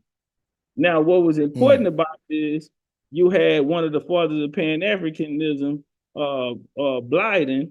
Blyden is gonna be taught by a guy by the name Henry Knox, a white guy, Protestant. His family go all the way back to Mary Queen of Scots, and once they split and went their way with the Protestants, that family ended up leaving. They go to the islands. They find this boy Edward Blyden. He becomes one of the fathers of Pan-Africanism. He tried to get in the Rutgers. He couldn't. He would go on to found the first college in Liberia, which came through the American Colonization Society. He was funded by the New York Colonization Society, which was founded by Robert Finley. Now, these are people trying to get the indigenous people, us, from here to Africa. We don't want to go to Africa.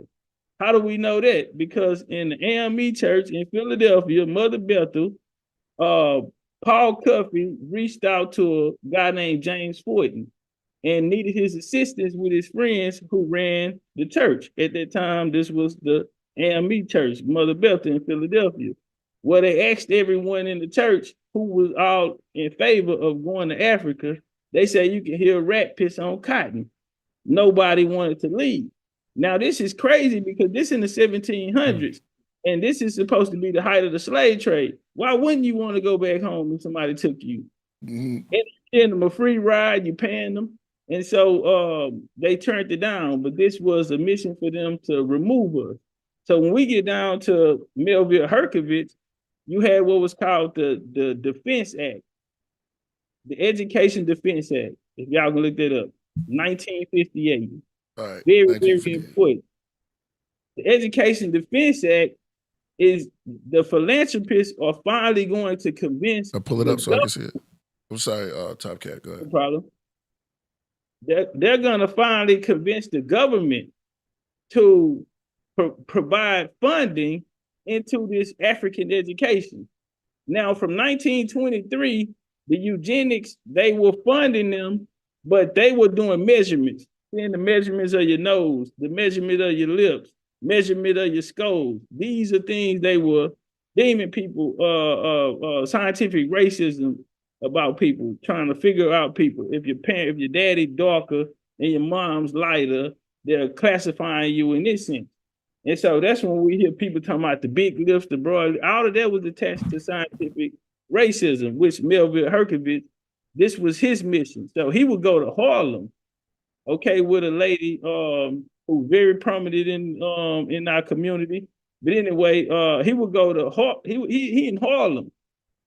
They got this white boy in Harlem measuring little black babies' heads, skulls, nose, lips. Not only that, but they went to colleges. Very, very important. So he came out with a report and said that the numbers on the colleges that students that the Negro, that they had African traits, and it was less Indian. Well, they took that model down to the South and they went through what's called HBCUs today. They went through Alabama, they went through Mississippi. And you know what? It was overwhelming race of everyone there saying that they had Indian blood. Overwhelming race that blew his out of the choice so much that his boss had to come to him and said, we can't use this. Well, funding came under the Special Defense Act, Education Defense Act in 1958. This is going to be important because now there's a need to start to Africanize the information.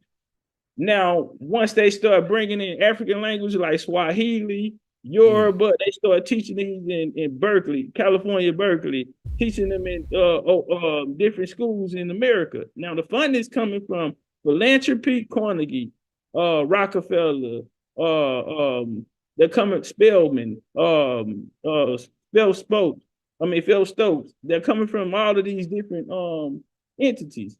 You have the Ford Foundation. Now, what's going to happen is they're going to need some black faces on this. Guess who they go get? One of the most prominent scholars. And even though he's a Pan-African, he's my favorite scholar. They're going to go get John Henry Clark. John Henry Clark will form a sister company to African studies, be African heritage studies. They never split. So John Henry Clark works side by side. If we could get him up on the screen on that one with the white boy. So they're going to be the first. John Henry Clark is very important because he's going to be the first to come and tell the story of African. They basically can create whatever story they want and send it around. Hold on. Skip the record again. Pull it back. Scratch the record, AD. What did you just say about John Henry Clark? John Henry Clark became who he is today, a master teacher, because he worked side by side with the white guy, Melville Herkovich, that created African studies. John Henry Clark will create a sister company, which is African Heritage Studies. Really? So in UCLA, California, they'll bust in through the student movement in the 60s, and they'll come out and say, we want to teach our own. We want to be able to teach our own history. And this is what Afrocentrism comes. This is in 1969. This is also when Negro is no longer useful. Now they're going to black. Now it's black power. So they're moving from there into black power, and then you have Afro-American. And so now this history of this lost history of the black man, this is where we're going to start getting all of this history from.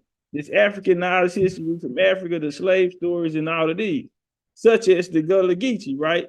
So now Melville Herkovich is going to have a student by the name who's going to be called by the name of Lorenzo Dow Turner. He's going to be known as the father of the Gullah Geechee. All right, Lorenzo Dow Turner. And this guy, he's going to go around to collect data in different areas on these people. Now, he say he heard a Christian song called the Word Shout Song. A Word Shout Song. And he said, this is the connection that he made, and said that the language that he heard from the people in the Sea Island is the same as the people in Africa. Now, before he died, he didn't make the connection. All right. So what had to happen was a white boy had to come. I need you to write this down, OG. Joseph Apollo. There's a lot of J's up in here. Joseph O-P-A-L-A. O-P-A-L-A. Okay, Joseph Apollo. Now, Joseph Apollo came in the 80s. That's him. That's my boy. This is the guy who's going to come back and complete the work. That right here, he's getting the Sierra Leone citizenship on his picture. All right. This guy right here is the ambassador of Sierra Leone. They are in Washington, D.C., and he's giving him, they're honoring him with he's a citizen of Sierra Leone. Sierra Leone through his Gullah connection, because he's going to come back in the 80s and say that he's deciphered it and he's figured out the missing piece that Lorenzo Dow Turner and Melville Herkovich was missing, because they was using the Christian hymn. And he said he came back in the 80s, and this is in the 90s. This is who they're going to give it to. And then I think it was like 2010 or something. where he's actually going to. So your Gullah Geechee, I'm sorry, OG man, but these are the founders of your Gullah Geechee, white folks. And it's not a problem with it, but they Africanized the story that was really happened to the indigenous people here. Now, what really happened was there was a series of wars fought. You have the Seminole Wars fought from 1816 to the Civil War. We never stopped fighting. We won the Civil War. Why do I say we won the Civil War? Because the last general to surrender in the Civil War was a mixed race Cherokee by the name of Stan Wadey. Stan Wadey lost to ex-slaves. Now, when I say ex-slaves, let me reiterate on that. How did they become ex-slaves? In 1829, they found gold in Georgia. Well, let me go back. 1803 had a Louisiana Purchase. 1803, you have what's called the land grab. So they came through with a land lottery, and they're trying to move the Indians off and move these settlers out of the 13 colonies and move them into Georgia, into the South. The U.S. is trying to expand the 13 colonies at this time. Well, people are defending their ancestral lands and they're fighting back. So this is where the series of wars is going to come from. In the Civil War, there was a decision had to be made in Indian territory. So 1829, they find gold, you get the gold rush of Georgia. 1830, you get the Indian Removal Act. My family left Tuscaloosa, Alabama in 1836, came to Texas. So out of that, so I know it's real. Now, you'll have the Seminole War, like I said, from 1816 all the way to the Civil War end. You at that same time, you have Mayans fighting what's called the Caste Wars down in the Yucatan, okay, which you actually have people from Texas going over because the Seminoles left and came down into Texas because in 1829, Vicente Guerrero, the first Black Mexican president, outlawed slavery. So all Indians was trying to get to Texas at this time because Texas was freedom. If you can make it there, you get freedom. So the Seminoles came down into Texas. They got a job with the Mexican government, guarded the borders of what's called Nacimiento, Texas. And that's why every year on Juneteenth, Mexicans celebrate in Mexico for the Seminoles. For our people that was down there. They call it the dead. But you have this this connection. So they're down in Texas and Mexico. Now, these are the people who are really going to be who these people call the Gullah Geechee. This is an African story of them being called maroons and runaway slaves when this never happened. This came from the imagination of, I told you, first person to mention Gullah was John Bonet. Yeah. The one that made it popular was Perkins, Julia. She's gonna make it popular. Why she's gonna make it popular? Because she wrote about significantly shaped 1920, 1930 characteristics of the Gullah. Yeah, true. Even though Southern writers and folklore collectors had investigated and written about Blacks that lived in coastal Georgia, South Carolina before Julia Peterkin, and emphasized that Blacks were distinct from other Blacks in America, her writings initiated the consolidation of Gullah as a distinct identity by who became obsessed with uncovering the African origins of Gullah culture. Now, we know this. You can go to New York Times and put it up too. But this published volume was fiction. So I want y'all to look up On the Carolina Plantation, Black April by Julia Peterkin. All right. Now, it tells you that in many regrets, Miss Peterkin's second published volume of the fiction dealing with the Negroes in the South must stand as the most genuinely successful attempt yet made to capture the soul of the people. This book is put down with the feeling that one stands in a matter of truth, and before it feels in a field of fiction the surface of which have been often scratched, and the rich depth seldom unquared. Now, this is a fiction book that she wrote about these people, of these Gullah people, and coming from Gola. That's why they say they come from Angola, or they were called Gola. That's where you get the Gullah. But it's actually coming from this lady. And those are primaries right there. So for my Gullah Geechee family out there, you do have the Ogeechee River. You do have a chieftain that go back at least 10,000 years down there called Gullah, right? Which they want us to call Wale. They telling us to make the G a W and call it Wale. Well, these people have already been down there in the Georgia Sea Islands, and they just so happen to have the same name as these people. Plus, we have the Ogeechee River, which even Nigerian scholars or anthropologists, Nigerian anthropologists say there's not enough evidence because all Africans didn't come from the same place, and they didn't come exactly from Africa to America. They stopped in the islands. So if they were going to create a culture, we cannot identify a specific African tribe that Gullah Geechee culture comes from. Very important when Nigerian anthropologists are saying this, are being honest. So he said we have to go with the safest bet, is that the name derives from the people that live on the Ogeechee River. Or yeah. Man. Man, did you just say pause? I said bars. Oh yeah, it's bars. Yeah, you dropped the mic on that one.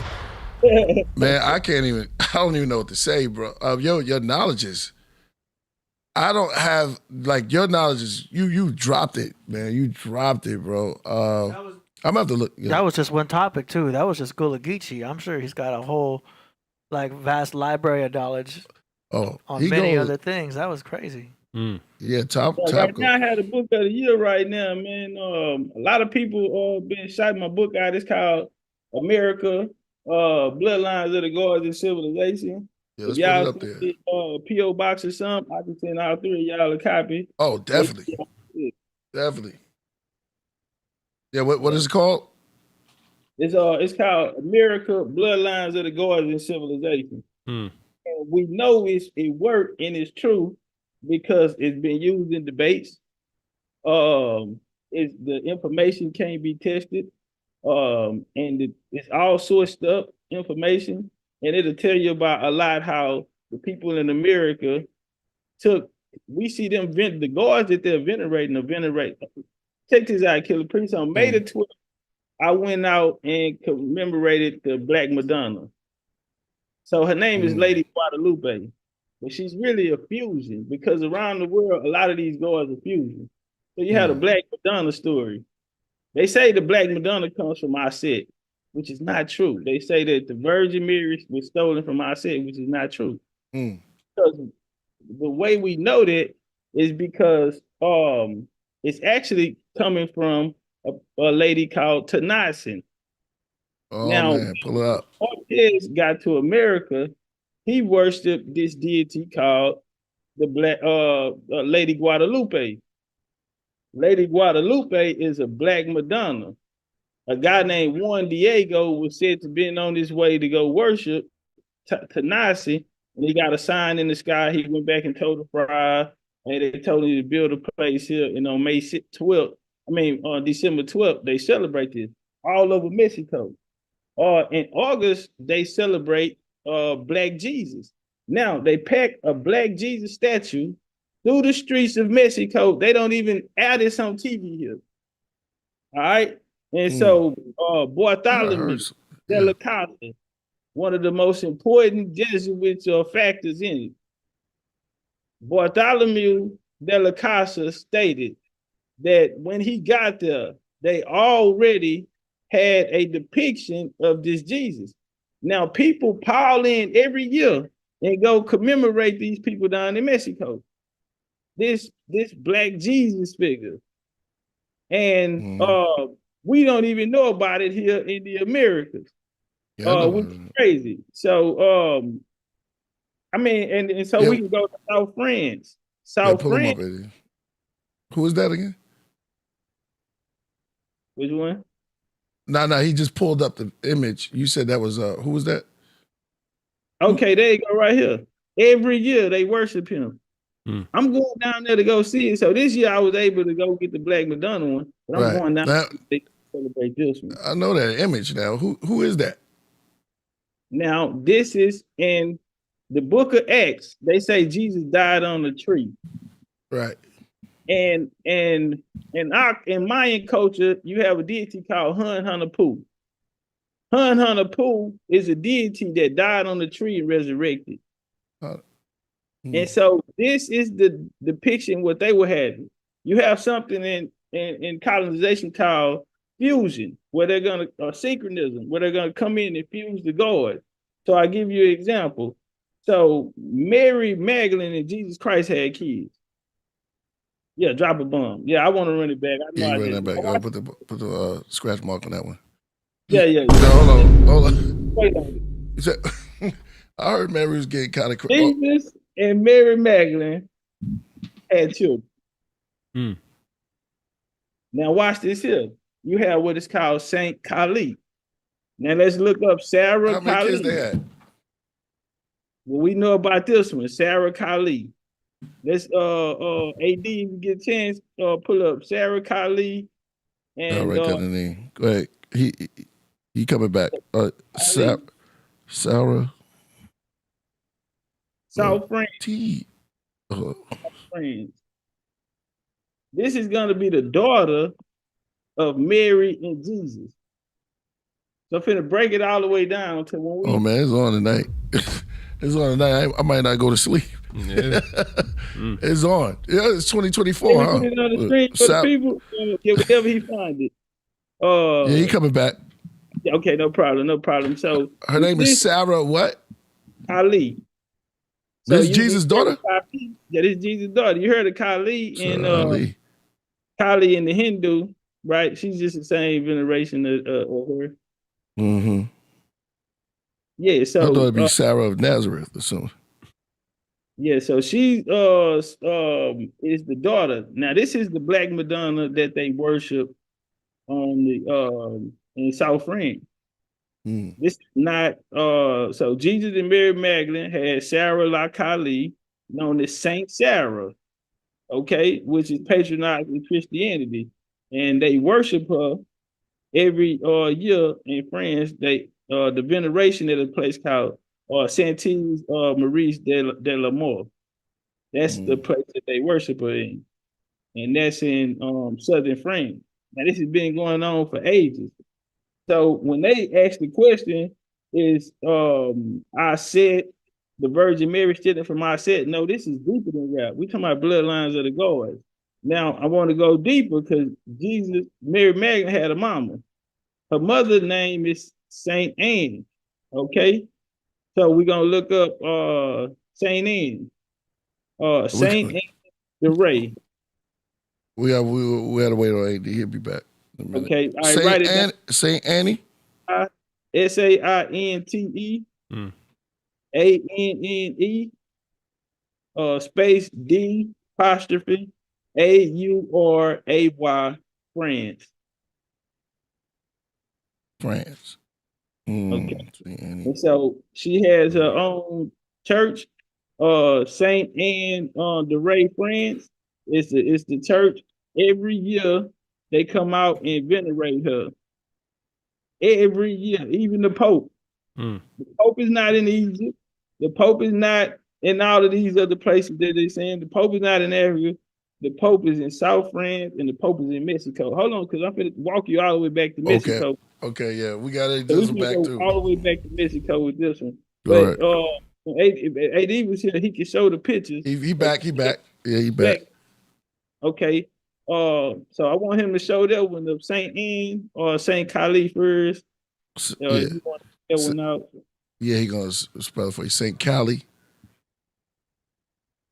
Yeah, or Sarah Kali. Sarah K-A Sarah Kali. Oh, Kali. I thought you said Ali. Kali, like the Hindu goddess. The Hindu goddess. Yeah, Kali. Yeah, it's R-A. LAKA. Is that her right there? That's one of you want a better picture? Go to the one on the far. Okay, there she go. Yeah. That's her. Yeah. It's Jesus' daughter right here. And we don't have to believe, No, but it's people. No. I'm just saying. Watch this here. It's thousands of people who pilgrimage every year on the same day to come venerate this. This is not a Aset or Egypt or nothing. It's deeper than rap. And she has a mother. Her mother's name is Saint Anne. So if we can get Saint Anne up. See, because she even got a mama. Because if we're going to have her, then she's going to need a mama. So we're going to have to go to Saint Anne, which is the mother of her, of the Virgin Mary. So Mary Magdalene mama is going to be a lady named Saint Anne. Yeah, Saint Anne. And she's also a Black Madonna. She's the mother of Virgin Mary, traditionally derived in apocryphal writing. Saint Anne is one of the patron saints of Brittany, Canada, one of the women of labor, and the grandparent of Jesus and her husband Joachim. As deep as Saint Anne. Feast day celebrated. Her day is July the 26th. Yeah. So every July 26th, they flood the streets in France. And this is who they're looking up to. Now we're gonna get a little deeper. Now we're gonna bring it back to the Americas, because where they're gonna come from, they're gonna be considered weeping deities. So like Egyptian, we have Osiris. You know, Osiris died. I said wept for him. When Tammuz died, remember in the Bible, they're weeping for Tammuz in the Bible. Now, all of these Virgin Marys are weeping goddess, which is symbolizing agriculture. So the death and the rebirth is the harvest, is just the harvesting. And so that's why they say when the Nile flood, they say that our city is crying, because when it's harvest season, they're gonna have crops in abundance. And that was the relationship between the sky. So it's a deeper meaning to it. So when we go down into Mexico and find out where it's coming from, because it's all centered around the agriculture deity. The agriculture is corn, because that is what kept all these civilizations in one spot long enough to build a pyramid or a civilization. Otherwise, they would have been chasing herds. And so we get up Lady Guadalupe, if you can get her there. Lady Guadalupe. All right, lady. I'm gonna give you a bomb, just a GP, right? I'm gonna just throw you a bomb real quick. Yeah. Just on GP for it's the studying. Virgo constellation. But what's the word? Right. What's the version. So okay, so he just took us there. He didn't went deep. All right, well, let's deal with the astrology part of it. Now, this is in the Bible. Now, this is how we know that this story in the Bible is actually talking about niggas in the marriage. Now, it's because it's going to all come back and stem from the bloodlines of the gods. Now, the depiction, like I said, the story it's a fusion god. So Saint Anne, which would be Mary Magdalene's mother, she would be fused with a god called Toki. So if you could get that up there before we go there, Toki, T-O-C-I, I'm sorry. Toki. Yeah. She's going to be the fusion. There she goes. She's going to be the fusion. So Saint Anne will become, she would take Toki. So instead of Toki, when the Spanish got here, instead of using the indigenous gods, they made a deal and fused the gods. No different than Serapis with Osiris. He became a god. You see what I'm saying? Yeah. No different than what they did with it. So we have her becoming a fusion god. Now right here, this is Tanasi. This is Tanasi right here. Now, she has her apron on. Now, you see this veil on her. In the book of Revelations 12:1, it's going to describe her to the T. All right? And it's going to say why she's weeping. So if you look closer on that picture, you notice she has a belt She's holding 2 babies, and she has a belt around her waist. It's called an Aztec. That's called an Aztec maternal belt. That shows she's a virgin. When you're looking at the Black Madonnas, they're usually weeping. Right. Crying because the serpents, they are the crushers of the serpents. So these serpent gods back to Samaria and getting these gods who was destroyed by these people because of their evil. When they destroyed them, her descendants are going to be persecuted or attacked by these serpent deities. Wow. This is what the story is all about. And so when we see a people in exile, I take you deeper now because when I give you props. Well, because if you pulled up the Revelations, 12. Oh yeah, we can get Revelation 12:1, it'll be super live because we can go through Revelation 12. Just pull out Revelations KJV. You want the KJV? Right on. Yeah. You want KJ? We're gonna get Revelation. Break it down. 12 and what? Yeah, and we'll come down, and there appeared a great wonder in heaven, a woman clothed with the sun. Well, you got to show a picture of it though. AD, you got to show a picture. Let me see. Yeah, if you could get the one when she got the moon, there you go with the moon under her feet. Take that, AD, right on point. So, matter of fact, let me pull the verse up so I can read the whole thing because I just had a clip. Revelation 12. We finna show that this is the. So if you look it up, it's called the woman in the dragon. Off the top, it's called the woman in the dragon. So she about to crush the dragon. She's known as the crusher of the dragon. All right. So and there appeared a great wonder in heaven, a woman clothed with the sun and the moon under her feet, and upon her head a crown of 12 stars. She is with child, traveled in birth, pain, and to be delivered. And there appeared a wonder in heaven, and behold, a red dragon. Keep that in mind. A red dragon having 7 heads. All right. Now, she brought forth a man-child who was to rule all nations with a rod iron, and her child was caught up unto God and to his throne. The woman fled in the wilderness. Long story short, the dragon tried to get it out, but when we come down, they say, and the woman would, the serpent was cast out the mouth of the water as the flood after the woman that might have caused her to be carried away by the flood. And the earth helped the woman, and the earth opened her mouth and swallowed up the flood, and the dragon cast out of his mouth. Now, story about Turtle Island is in the Mayans that the world was crushing in the turtle. The turtle lifted it back up. So it's similar to that. But anyway, the woman, the earth opened her mouth, and the dragon wrought the woman and went to make war. Watch this here. The dragon wrought with the woman and went to make war with the remnants of her seed. So this is why she's weeping, because she knows that she's crushed the creator God. She stands in front of the sun. The sun is behind her because she is greater than the sun gods even. Her descendants will be persecuted for this. And so she is weeping. So Lady Montserrat in France, which all the Black Madonnas were destroyed during the French Revolution. This was the Reformation period when they burnt a lot of things and they turned down all of the Black Madonnas. But you had the other lady up top. Is that the same image that you just showed? Because you was just showing us. That's Toki. Yeah, that was Toki. So the garments that right. Tenassin, the garment that she had on symbolized. Hold on, let me go up. So the garment is astrology. So the garment that she wore the stars on her, like when AD first put it up, he said Virgo. So the lady stood in front of the sun to show that she was greater than the sun god.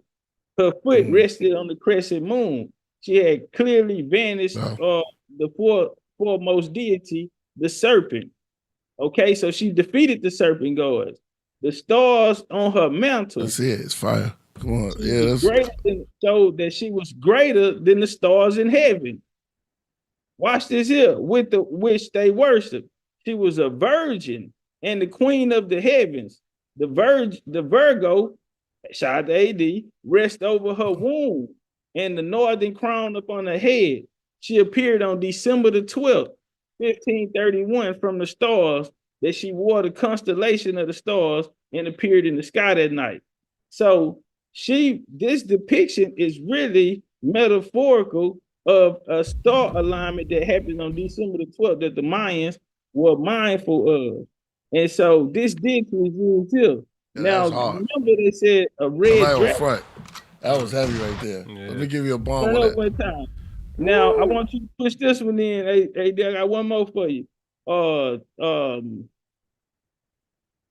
Man, that was hard right there. I'm not gonna front. That was. Hey, but it also down. Yeah. It also shows how the Bible and many other stories are showing stories of astronomical phenomena.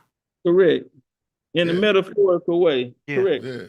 Allegorical way. Yeah. So this one right here, Chico. That was put together right. Huh? That was put together right. Yeah. I'm looking at. Go ahead. My bad. CHICOMECOATL. Okay, and this is gonna be the 7 snakes. Remember they said a dragon with 7 snakes. This is right here. And then she's depicted as red. She's a red deity. What's her name again? I call her Chico because I don't know how to say the whole thing, so I call her Chico. Yeah, but she's the 7 snakes. They will be persecuted. And so that's why they have all these weeping deities. And the weeping deities, they say April showers bring May flowers. So they're centered around agriculture and understanding alignments, when to harvest, when to put your crops down, when to pick your shit up, when they but and so and I'm gonna end it on this part. Now they have a famous. The Hebrews have Deuteronomy 76. I know you're familiar with that one, right? Run that by me one more time, though. Okay, Deuteronomy 76. They said, "The Lord, thou God, for the Lord, thou God, are they holy people?" They say, "For thou." Oh, 76. Yeah. Okay. Right. I thought you said 76. I'm like, that's deep up in there. Deuteronomy 76. The Lord thy God has chosen thee to be a special people upon him, and above all people upon the face of the earth. Now, the people in the Americas, when Columbus met them, when the Spanish met them, they called them Los Gentes Indios. Okay, Los Gentes Indios, meaning the people of God. These Indian means Los Gentes Indios mean the people of God. Indios is God. These are the people of God.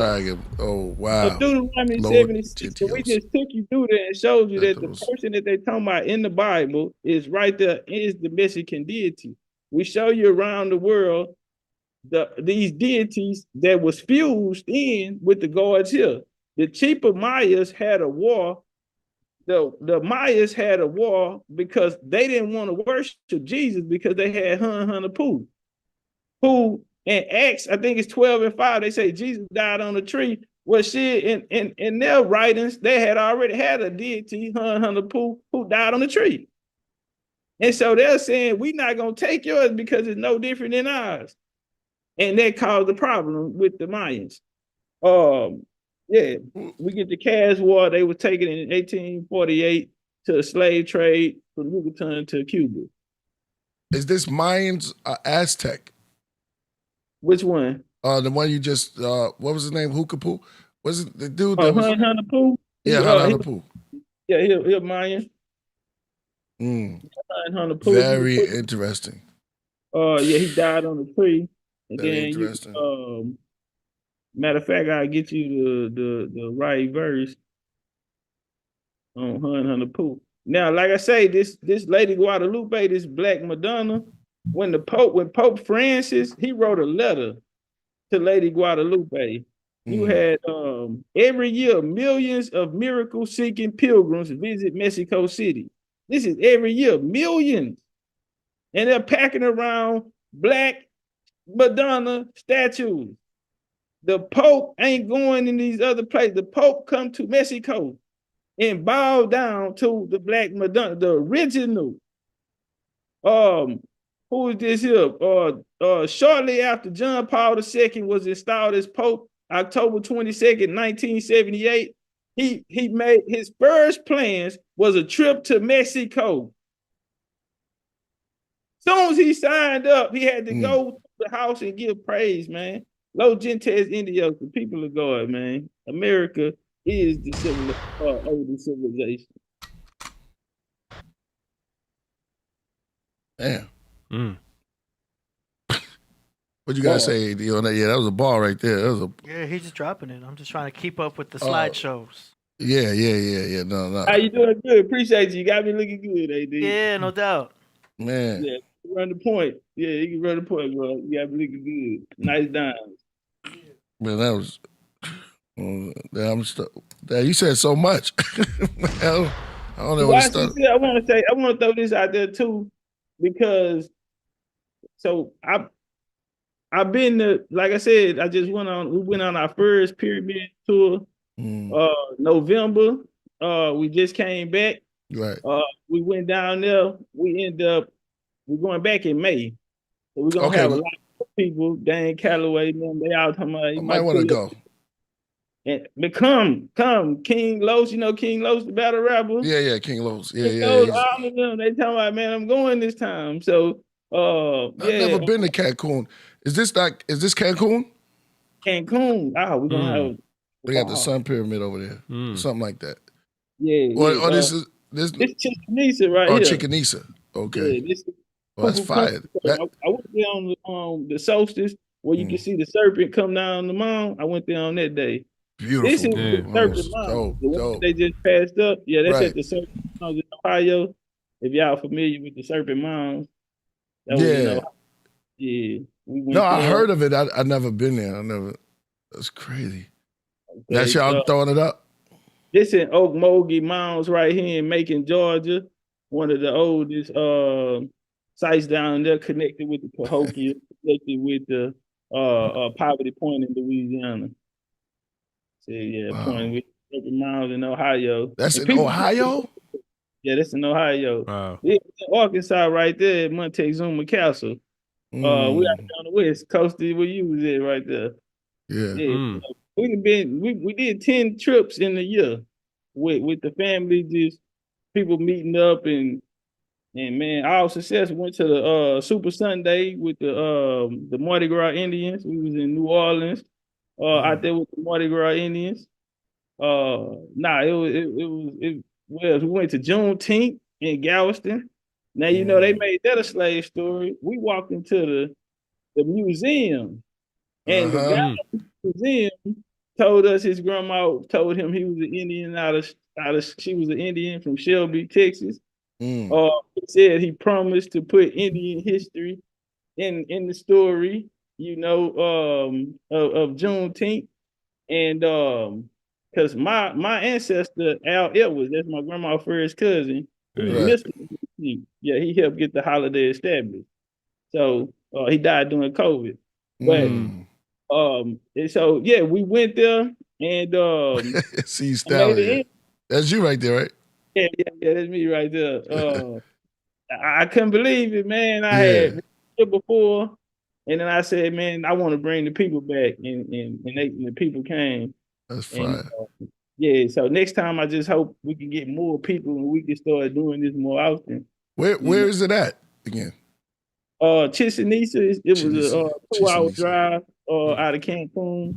And so we have connections. When we go back next year, we have a guy who's going to bring his master teacher who's been doing it like 30, 40 years, and also anthropologist. So he worked on a project on the history of Chichen Itza. So he's not no small fry. He's working with anthropologists who are on the ground who can bring us in as volunteers on excavation sites and shit like this here. So we went and made those type of connections down there. And because we want to get into the pyramids and we want to get the dirt. And, we going to grease a few ponds. We're going to take care of it. But, yeah, that's him right there, Ricardo. That's dope. He's going to bring his master teacher who taught him.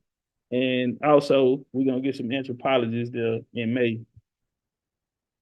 And Did you walk up the stairs? nah, they wouldn't let me. But Oh man. in a couple weeks, I'm going to the Jaguar pyramid, Wow. and then in March I'm going to Mexico City to the Pyramid of the Moon and the Pyramid of the Sun. Damn. Also, they have the Topcatz down there with the Temple of the Warriors, where they have the depictions of them, the black, the melanated people on there. They actually have the painting on there. So I'm going down there to document it.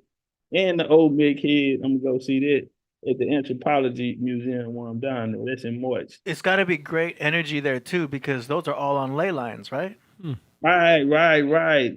Oh man, AD, man, AD, you got it, man. You got it. You Yeah, if they come, you gotta pull up on me too. I love it for sure. Definitely. Yeah, we Yeah, you gonna see have a the- good time. The ley lines. That's in May, and It April looked we pretty. going Yeah. to Canyon. And I think August or September we going to Cahokia. Let's go ahead and put up your information that if people can if you take a group with you, like a camp or something, you could just go onto your tour. Right. Yeah. So is it with the BCU? Yeah, BigChiefUniversity.com. Okay. That'll keep you tapped in with all our events. Of course, sign up to the YouTube. Follow me on Legendary Topcatz. Yeah, 22. we put in your link tree in the description. Okay, appreciate it. Wow, that's super love. Yeah. That's super love. AD just trying to get a free trip with you. That's right. That's right. Good point, Lord. Man, I love it. Those pyramids look kind of big, man. How big were they? It's breathtaking when you stand there, and then people that we come back later.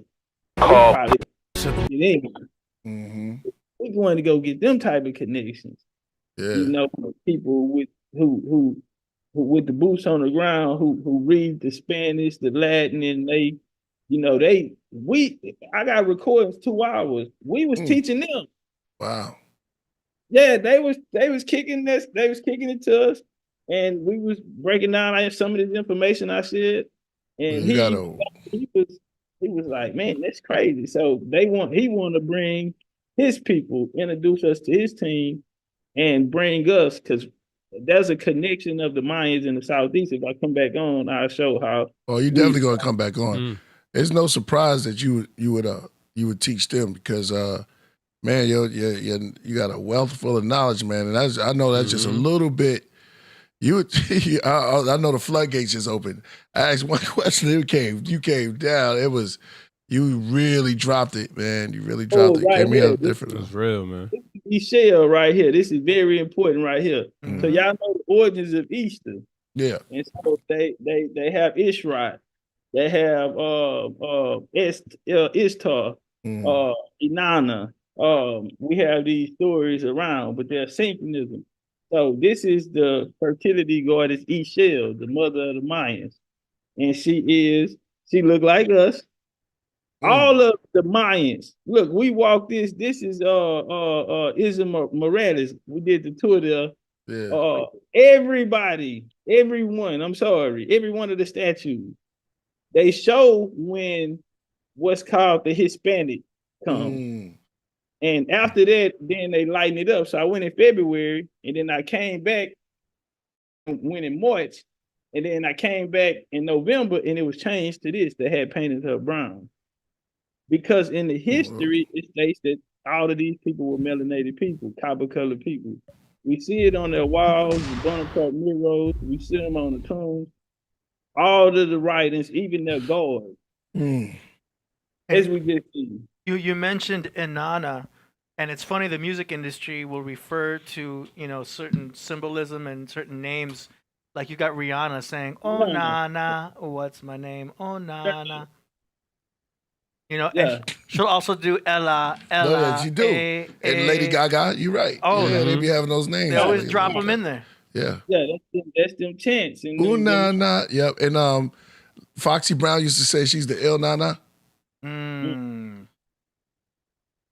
Yeah. It's all correlated. That's deep. Man, I said me and Dan Calloway can come through here and tag team. Oh man, definitely, Yeah. bro. Definitely, yeah. About time. I would love Dan Calloway to come back, man, with you and him.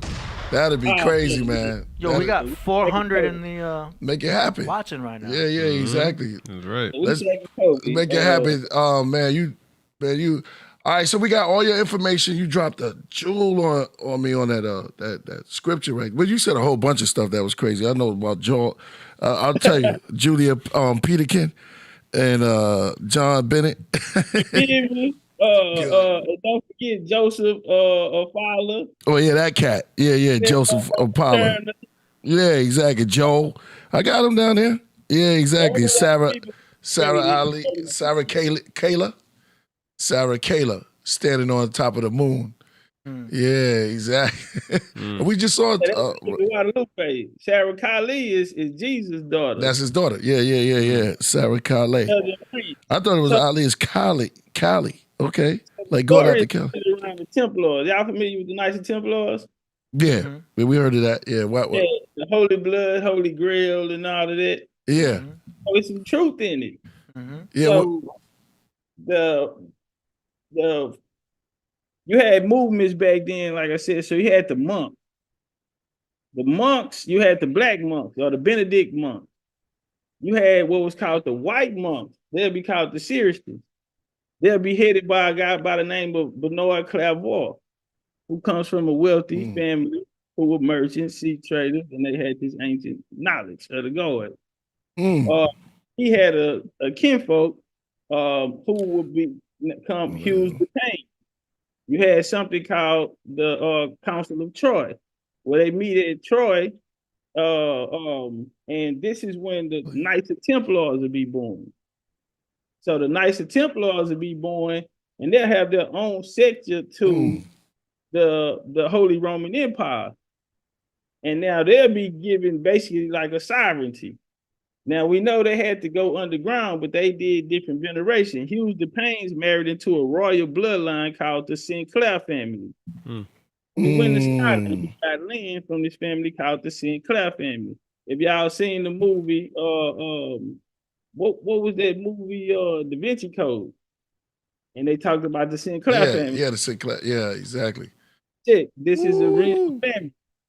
Hughes the Pain. Hughes the Pain is the first Grand Master of the Knights of Templar. He's going to he's gonna marry into this family. Now, this St. Clair family is gonna be in Scotland. So if you can look up, they have they built a monument there called the Rosalind Chapel.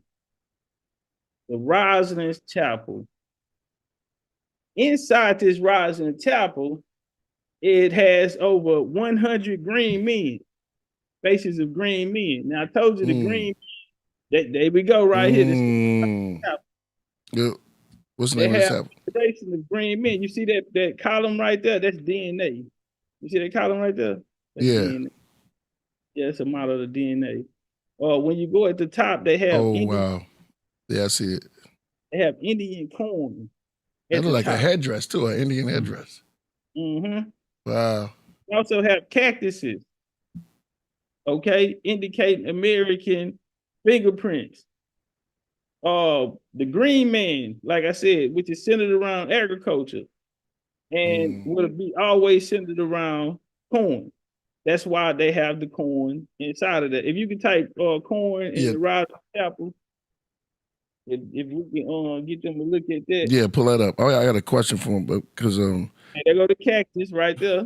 We see that in the codexes in America. Yep. We also right here, this is something that the Indians need to carry right here. If now the corn, we get the corn in there, the green men, they have over 100 green men in there. Now this family is gonna be important. Why? Now they go to green man. Now Jesus is green man. In the Hindu, they got the green man, right? Osiris is green. Yeah. And these are all of these are resurrection deities. And so it's symbolizing resurrection and it symbolizing agriculture. That's why the Hebrews practiced the Passover, not even understanding that this is an agriculture practice that they're practicing that is centered around corn.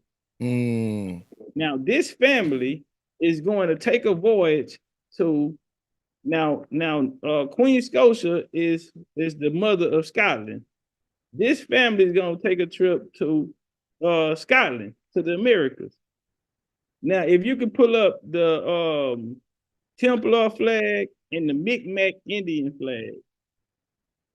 Templar flag, Micmac Indian flag. And if we can get a side, they ought to have one side by side with each other. Put it together. They ought to have one side by side. How do you say it? Mid-Mac? Micmac, yeah. I almost wrote Big Mac. Okay, there go the flag right there. Check. There go the flag. So you have the Micmac, which is an Indian nation. Wow. And then you have the nicer Templar flag. Now, why do we have this? Because the creators in Scotland of this Rising and Temple came to Scotland. Came to Canada. And so you get Nova Scotia, which is named after Queen Scotia, which is mother of Scotland. So these... Damn. Now, one more before we go. We're gonna go to the Rotunda and Cortez meets Montezuma in the Rotunda in Washington, D.C. And I want to show you, I guess we'll land on that one. The Cortez meets Montezuma in the it's a picture in the Rotunda. Okay, there we go, right here. Now, if we get a close up, we see Cortez right here. We see Montezuma. Now, if you look down, you see this lady kneeling down right here. Check if we can get in closer on her. If we can't, I hope y'all can see it. Yeah. But she's kneeling down. Yeah, I see that. Yep, she's right there. Ain't that the temple? That's the temple of. And so Mary, what we showed you, Lady Guadalupe. This is why she's hiding in. She's hiding behind the Indians, bro. When they came here, Columbus said he was looking for Jerusalem. Period. Columbus said he was looking for Jerusalem. When they came here, they didn't go nowhere around the world and doing colonization. They only came to the Americas and said that you guys are the children of Israel. So when the first Algonquin Bible by John Eliot translated the Bible, John Eliot with the Micmac Indians, praying towns. You had they told them that they were the children of Israel. You have the Book of Store in the West, the Cherokee. We know they end up actually being Sephardic Jews that have been converted from Khazar, and they end up taking over the tribe. But that's where they Hebrew customs came from. But we know that they came here and told the people in America and the people in Mexico that they were the children of Israel. They went nowhere else on the planet doing colonization and told no one else that America bloodlines of God civilization. Man, yo, man, dang, Topcatz not to play with. Yo, I can see why he calls it a university, though. Yeah, because it's a wealth of knowledge. Yeah, I didn't know you was gonna come in here and do that to us, bro. Hey man, I'm a fan of the Podcraft. Oh man, I've been watching since y'all started. Thank you, my brother. I always said, man, I want to get on Killah Priest, man. So when you popped up yesterday, I was like, hey, what's my interview, man? Come here, I need that. Man, oh man, that was fire. That was fire, my brother. You got any questions? I'm good. You're very knowledgeable, man. Yeah, you dropped it on there, man. You got BigChiefUniversity.com. Big Chief, yeah. Oh, that's what BCU. Okay, Big Chief University. Right. I like BCU. Okay, all right. Yeah, that's fire. That's fire. Okay, man. Yo, you definitely gonna come back. Man, I want to send y'all the books and send y'all some merch. Okay. Hey. Yeah, definitely. AD hit him with all the info that It's he already needs. in the description. I was just called this is Topcatz tonight. It's the Topcraft. You came through. Yeah, we're gonna give you that, my brother. Word. You came we're gonna let you off the ship, man. Brother, that was very knowledgeable. I definitely wanted you to come back. Bring Dave with you. Man, it's gonna be heavy. And I'll hit you up later after this, man. That was heavy. We want to thank you for coming through. That was fire. Yeah. Word. I won. All right, Peace, 100, peace. man. Peace. Let me do the applause.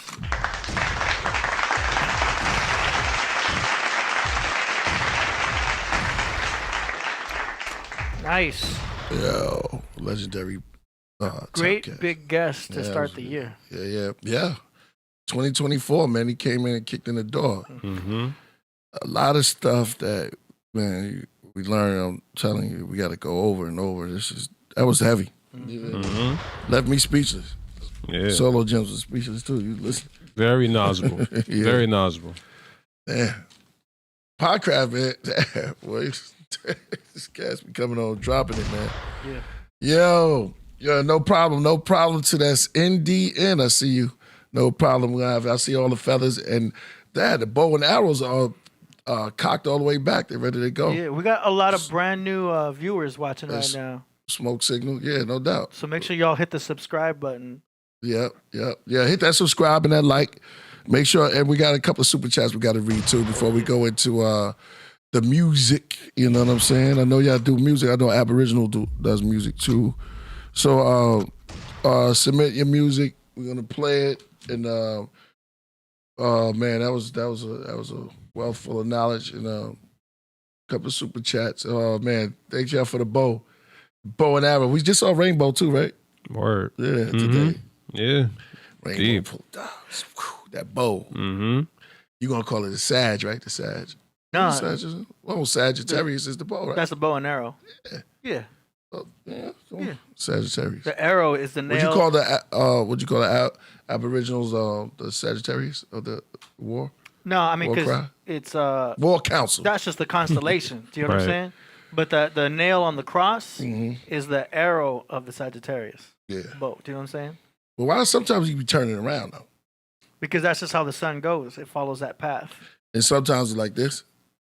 Yeah. Sometimes I run fast. Sometimes I And run then slow. right sometimes when it hits the arrow, that's the nail on the cross. And then the cross is the cross of the zodiac. Ty Phoenix. Boom. See a break. Nah, hey, do you got it though? Yeah. Mm-hmm. And Ty then, Zodiac. Ty Phoenix. yes, sir. What's Shout the out. other cat? So we got I seen Neptali in a chat in the craft room. Shout out to her. I saw who else I've seen? I seen a couple of names in the here. Shout out to Dulcinea came through. Chief Turtlefoot. Yeah, Swordfish.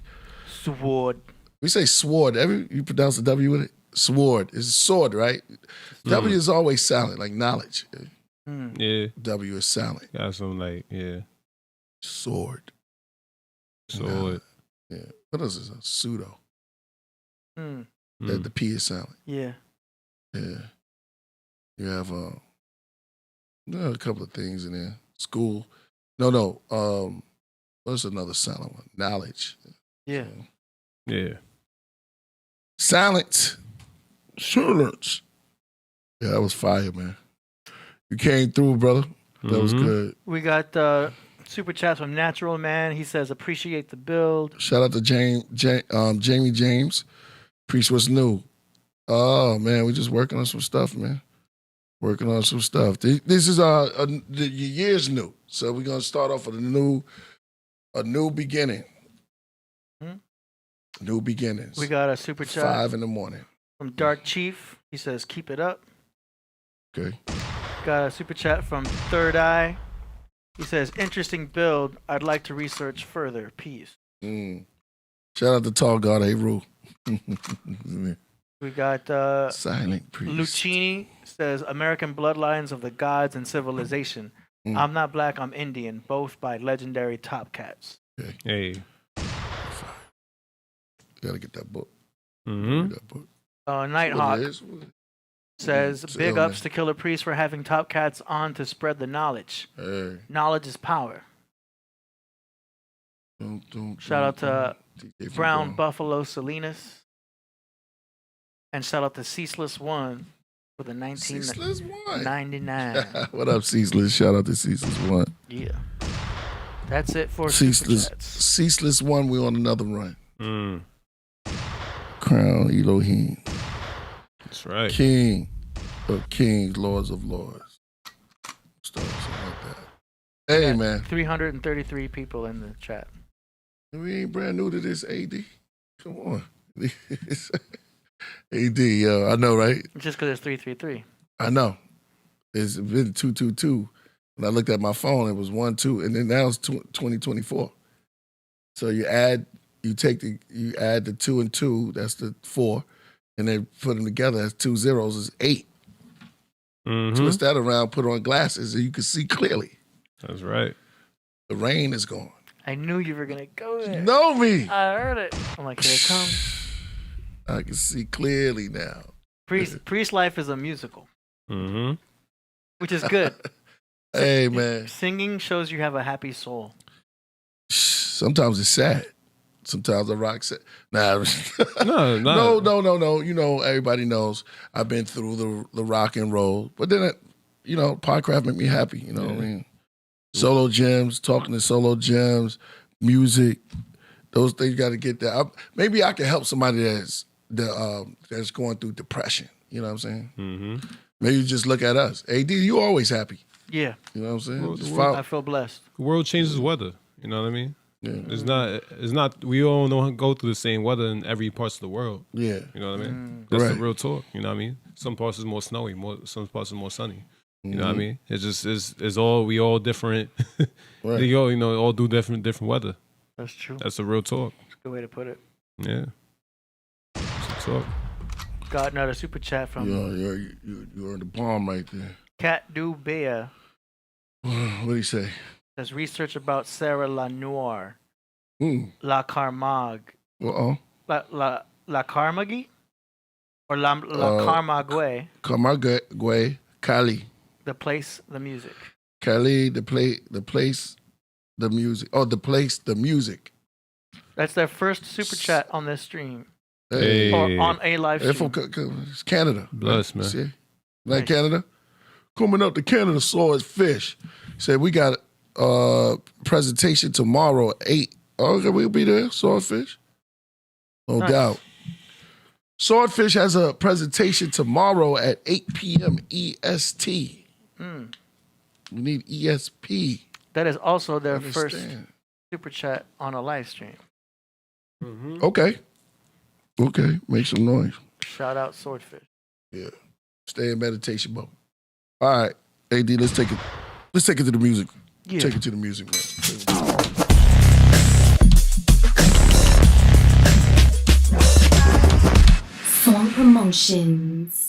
Song promotions. My devotion. Where's Dakini? Oni Dakini? Yeah. I don't know. Her She music might have too. submitted. I gotta check. I'm opening up right now. Boom, boom, boom, boom. We got to put up that spider video. Yeah. We got the 12. We got the I always say 12 inch. We have the vinyl coming. They don't call it 12 inch no more. You got to say pause now. Stupid, right? We used to call it 12 inch. Was it 6 inch or 12 inch? No, vinyl. We had what it was called pause though. No, we got you. Yeah. Yeah. Nah, I know what you mean. Circle of Life Mm-hmm. on wax. What's after wax? Well, I read something that somebody said that this is a dad thing. They said that the tapes were A side and B side. So of course after that came a CD. That's deep, yeah. Right? It's real. They put things together. Big Chief University. All right, so AD, let's start up. I'm here for y'all. 305. Our first submission is from FG Postmortem. Hey, FG. From Long Island, New York, Orlando, Florida, with a song called Helios, produced by Coverboy. The son. Shout out to Coverboy. Helios. Dwell in the gold palace in the river of Okinos. Helios, the sun god, hits you with the okey doke. Make you do the hokey pokey, carrying the sun. From the east coast to the west side gun. Beat sounds like Blade Runner, Total Recall. See you at the party, Richter, removing your bitch arms. The god of sight make motherfuckers look on. Spitting bars is bright and hot, leaving your cooked son. Niggas thinking I'm Jesus, but he wasn't born yet. Satanic sun worshippers perverting God's text with the interpretations. You just heard serving Satan, serpent, snakeheads, abominations, pretending to be sacred. The false positive like on a drug test. New age woke order donating organs. After having sex changes, dyeing your hair. Praying to Helios and Lucifer. Thinking you got powers on your Pokemon card. See Helios in the tower, but what about Apollo and Ra? And Nimrod celebrating Steve Goat's birthday. Has nothing to do with Jesus, you seizure both your orgies. During the solstice, celebrating with pagans. They've been on Helios' dick since the beginning of ages. Infiltrated by Roman Catholics, almost are ass backwards to practice black magic. Masquerading as holy men, but they really criminals. Created the heliocentric sun cult that's NWO. Now they got you thinking you monkeys on a ball. Lost in space with skinny jeans on. Helios make you do the moonwalk. Laying in retrograde like dog that ate your homework. You're going nowhere while Helios keep it moving. You see the earth don't move, y'all niggas are stupid. Cause you know the truth but still believe in lies. Thinking the earth spins, turning day into night. Wouldn't need a chariot with horse that can fly. Carrying the fucking sun across the sky. You must be dumb, deaf and legally blind. Denying your senses, not trusting the most high. Nothing proving or detecting the earth's rotation. While Helios moves 15 degrees an hour calculated. Over the oceans and mountain ranges. While space cadets dressed up like Power Rangers. Your party patrollers just do what they tell you. And hoes with chakra stones look like Rita Repulsa. Ambitious is wild, living the vida loca. Make you do the Macarena when I smoke ya. Helios the all-seeing eye, Ayatollah. But nigga ain't shit like Muslim religious leader. Leave you with tan lines from the wife beater. Stay with that fire to light your reefer. Helios make you burn like you urethra. After smashing a disease hole, bit my mosquito. Or just get beat up like a bobo. That double dragon boss with the weird shaped dome. Helios the sun god, keep it mad warm. During the winter time, here in Orlando. Fine. That was hot. Man, That's a different flow too. Switch up the flow. yeah, I like that flow. Mm-hmm. His style is cool. I just want to hear his mix go up a little bit more on his vocals. Maybe more compression. I don't know if it needs more compression or because he's got kind of like a lower pitched voice. He's kind of like a tenor baritone tone. I'd probably EQ him up a little bit so he kind of pierces more into the track. I'm kind of squinting with my ears, so to speak, to hear everything he's saying because his beat is kind of full with that bass and stuff like that. So it's all in the mix, you know what I'm saying? Mm-hmm. Either he's got to turn himself up or EQ it, just mix it and master it. I just want to hear him a little bit better in the mix. It could be a thing where he just needs to unmask the beat, which basically means, tucking down some EQ where his voice is so he can nest right in the mix better without getting too technical. Right. Other than that, like, guy can flow, so it sounds cool to me. Yeah. What y'all think? I think it was a good collab. I think him and Cover Boy have a good thing. You know what I mean? I think it was a 5 beat or regardless. You know what I mean? SG Post One always gives us something that's, relative to the show. And it was his videos are always entertaining and psychedelic in a way. You know what I mean? So shout out to FG Post One and shout out to Cover Boy. Fire. Sun God, right? Peace, keep it going, my man. You switch up your flow, that was dope. It shows your versatility. And when you do that, and you got a little bit more, instead of your animated style, you showed your versatility and your different subject matters. And it was dope. Different type of tempo. I think Cover Boy was crazy on the beat.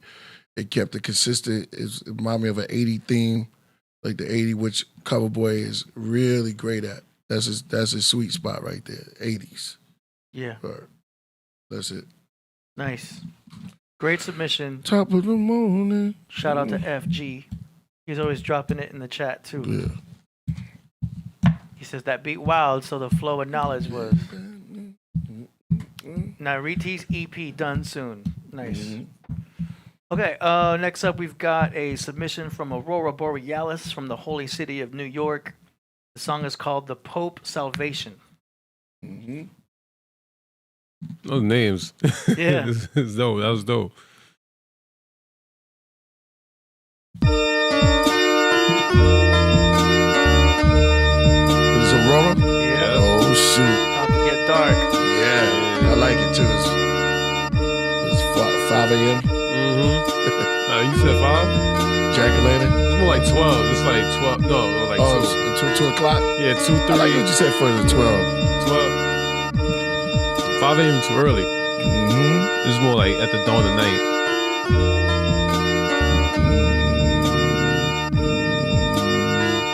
I'm not sure if it's just the beat. I think it is. Because the verse would have come in by now. I think it's just a beat. Yeah.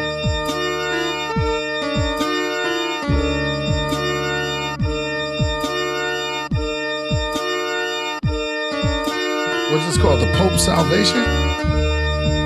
Man, sound like it too.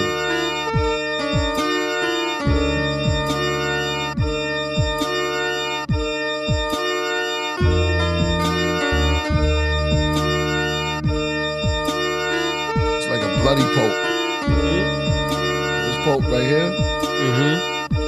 This Pope it's like a vampire Pope. Yeah. They got fangs. That's what I'm saying. Definitely. Nah, This it's Pope dope. been around for thousands and thousands of years. He never died. Yeah, very exorcist type of. Yeah, Castlevania. it's dark. I like what the Come do. that melody's doing on the right. Yeah. Right. What they do, come drink of our blood. What's that, here's the crackers. Eat that. What's that, a communion? Come do communion. This way, my son. I'll take you through Christ. The spirit of the Christ compels you. Yeah. What I just watched? I watched The Nun 2. Yeah, I was watching The Nun 2. Definitely Nun. Yeah, got like a Nun 2 vibe. Scary, yeah. Like that. It's wicked.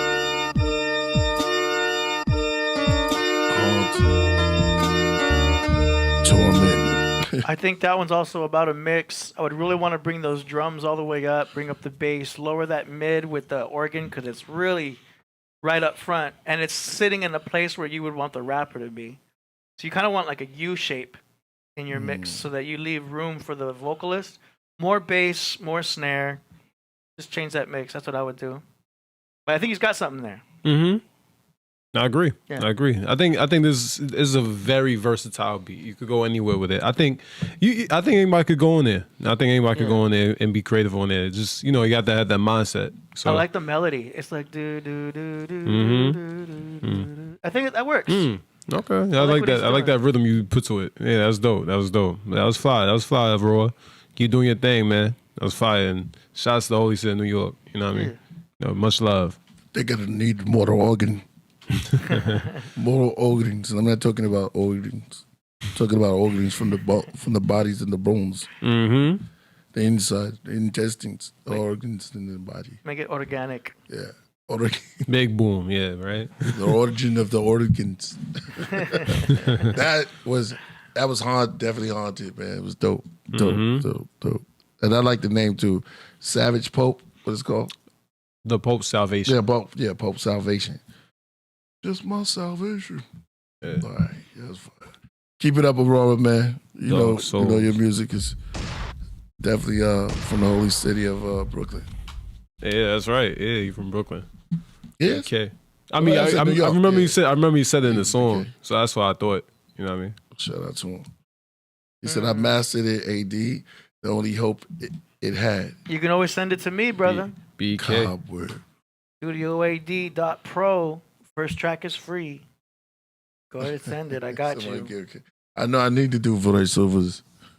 Link in the We description. watch out, Demetrius. Soon we're gonna do some stuff. I like the animal voiceovers that he's been doing. I wanted to do that. There's a certain owl I wanted to do. You don't see that? I love the voiceovers, man. What's his name? Tony Baker. Oh yeah. He's one of the famous, Yeah, the cat. He do more like it's not voiceover. He does like he do voiceovers. That's I'll call that. Yeah, like it's like he's playing out the scenario. You know what I mean?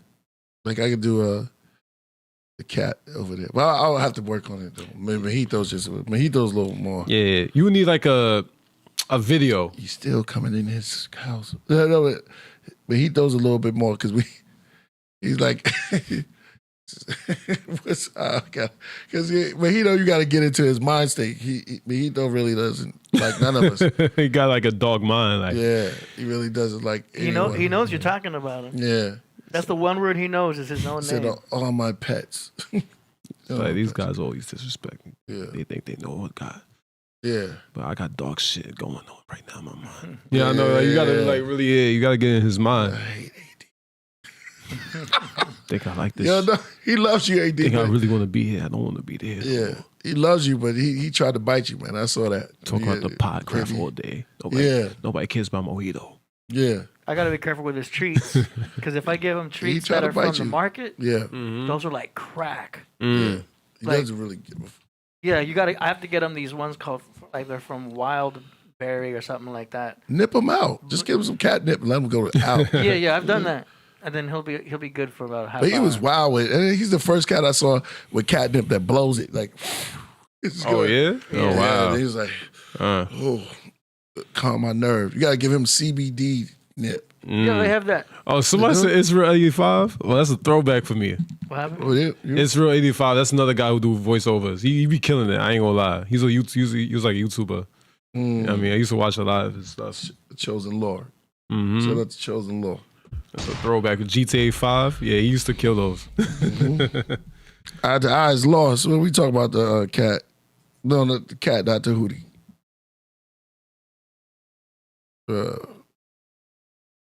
Specific. Priest is the ant. Yeah, I am ant. We are ants. We are ants. Yeah.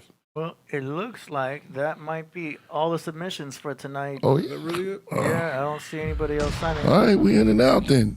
All right. Yeah. We want to thank everybody who came to the. First of all, I want to thank Topcatz.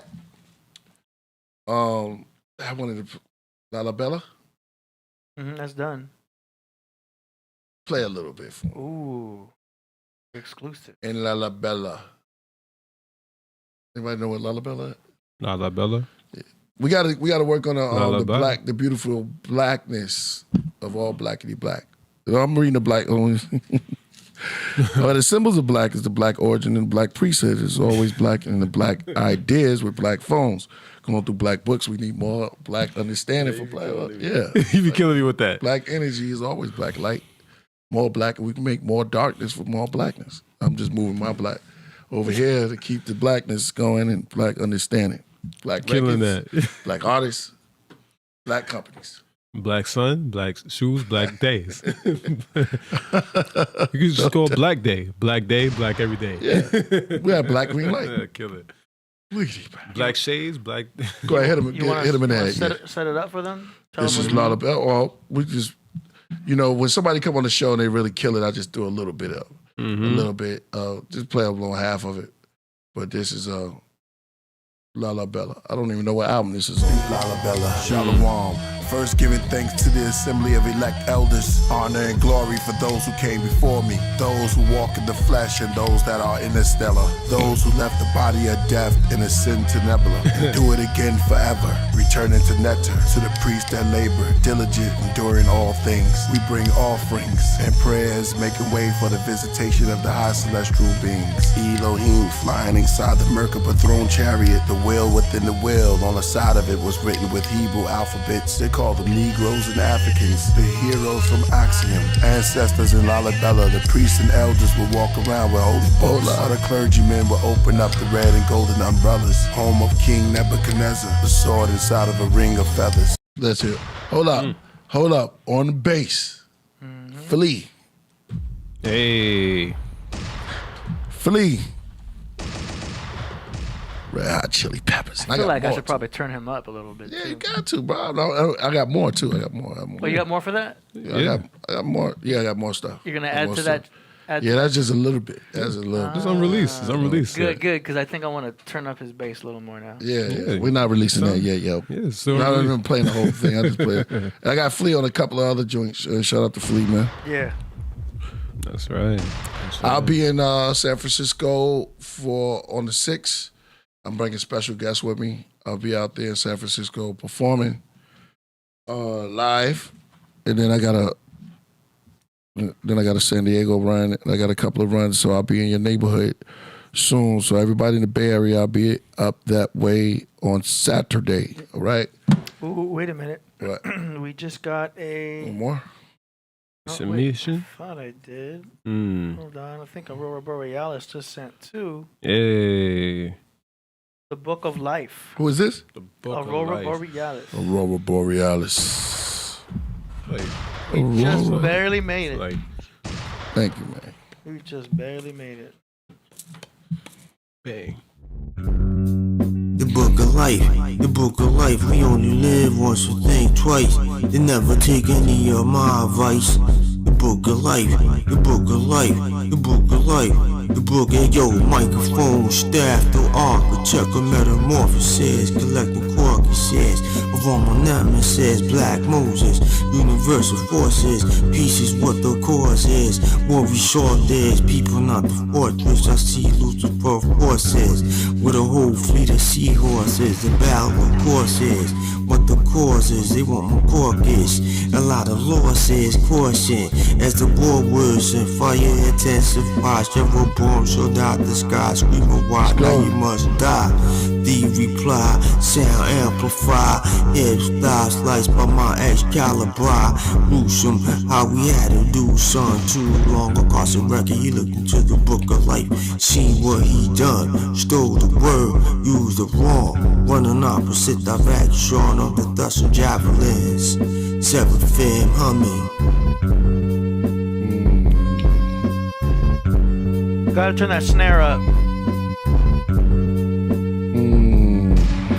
Hey yo, Nebuchadnezzar Babylon, Tower of Babel, nowhere at the peak of the ark. Await the brain cell, the egg cell, build a cell, energize a bunny. Ain't nothing funny in the world with so many. Degress, I time out with the recess. I see stress, this and nucleic acid, the data receives less causes universe aware of itself. It's bad for my health, a rest in the bed from a long day of hard work. Then I Google questions that's been bad for me ever since before I was conceived in the physical. Mind T's critical, time freezing, biblical, express myself, lyrical, metaphorical. I'm in a different categorical. It's difficult for me, you to see eye to eye. BK and Y do this all for the invisible man in the sky.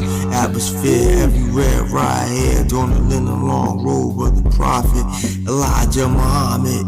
Words short through astrological configuration like a comet.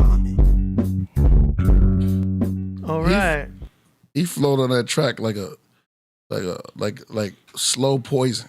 I feel like a. If he was liquid, he would have been poison, huh? Yeah, like green toxic poison. For real. He's like everything he just touches just melt, and tear up your organs and everything. The vocal sounded clean as far as how he sounded. It was nice. I like the little echo effects he had, the delay. That was cool. Now I just need that beat to come up with some more snares. That was hard. It's all in the mix, but I like how his vocals came in clean. That's like nice. Yeah. Yeah, that's one of those beats I write like shadow box to. You know what I mean? You gotta see me. I like the shadow box of that. Yeah. That'd be dope. Yeah, it's all. Nice. I'm getting some emails. If you guys want to submit tracks for the show, the link is in the description. It's through Killah Priest's website. Otherwise, we'll play your track on Monday. Oh, did you shout out the ones that we missed? The super chats? Yeah. Right. Let me. I think we got a couple new ones. Let me double check. I think some just recently happened here.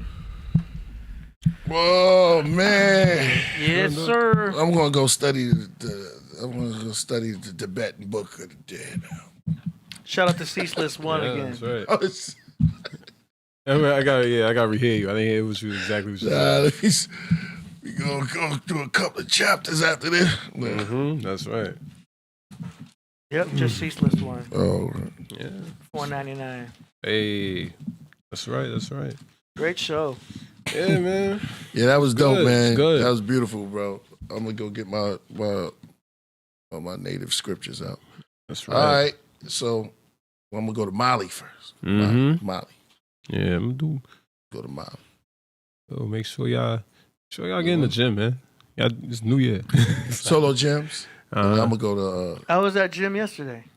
What kind of gym was you at? Jim's Pizza. Jim's Pizza. Jimmy can make pizza.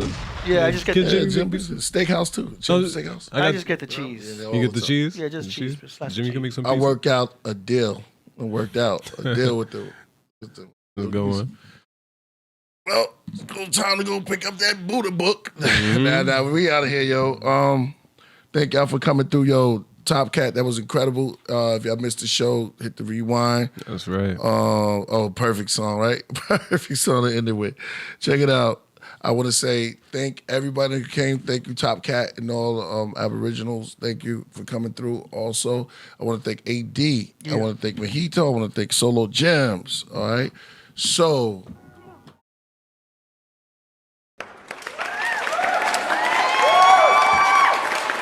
Grandmother's land lived about 8 clans. In the midst of the tribes and the wives and children stood a very brave man. His look disturbed as he came into the chief tent for the 3rd time, drenched, convinced that little waters exist. For the 3rd time, he was with us during a vision ceremony. We haven't seen him since. Agitated, he started punching his own hand with his fist. The chief said, "Tall bear, you're losing your wits. You must get a grip. The ant people want your attention, and you must resist." There was no little waters with us at the fire pit, but chief, he did exist. I'm not sick, he's the one we shared our peace pipe with. He spoke wonderful and righteous, discipline, enlightenment. Do you remember during the ceremony, we took the trumpet plant to see in advance. Our visions did enhance, and you warned us of the ants before we slipped into a trance. Little waters, and you over there, you put an eagle feather in his hand. I know, because during the ceremony I glanced. You said you felt the power of the yak and the elk. Little waters played the drums to bring back your health. The chief said, "Please, tall bear, relax yourself. Maybe we should bring in some tribes women and ask them for help." So as the night stormed, tall bear went on and on how they spoke on upper plains and other life forms, and how little waters captured the bison. You visit their boyhood, the joys of the white owl in the oak woods, the spirit journey to the snow wolves. Did the horse dance, sing a rain song? I came and gone, this is no good. Chief said, "Tall bear, I knew and spoke to you for many years. I wish your grandfather was still here, but this case is so rare. People and memories just don't disappear. I have no idea, but please have a seat right here. Maybe you're going crazy. Have you had sleep lately?" Then he called for the tribes and the medicine ladies. They arrived with great urgency. "What's the emergency?" Chief said, "Tall bear needs your care." They all looked confused. They all asked, "Who?" Chief said, "Ask him yourself." They looked around the room and said, "Chief, who are you talking to?"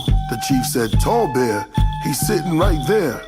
They asked, "Where?" "There's no one else here except us and you." The chief eyes stunned with terror and fear. His face just flared. Moments go by as they all just stare. Hours later, the children walk in the TV from behind their backs, then look around the circle, then ask, "What are y'all staring at?" The spider lady turned and said, "The chief is very sick and hallucinating." The children said, "What chief? From outside, y'all sound like y'all was talking to the ancient." For years, it was only us, near the tree called Wounded Knee. Above the hills, where the Sioux and the big waters run free. By the white lake, the night draped in silence over undiscovered landscapes. Daybreak, pine mountains, drink from the many puddles that the rain makes. Bushes of trumpet flowers, wild grapes, marsh showers, and grass snakes. As the sun bakes the empty space near White Lake and Wounded Knee, the birds fly from the tree, cause every now and then that place shakes, the ground trembles. Just in that spot, on the right night, you can feel a mild earthquake.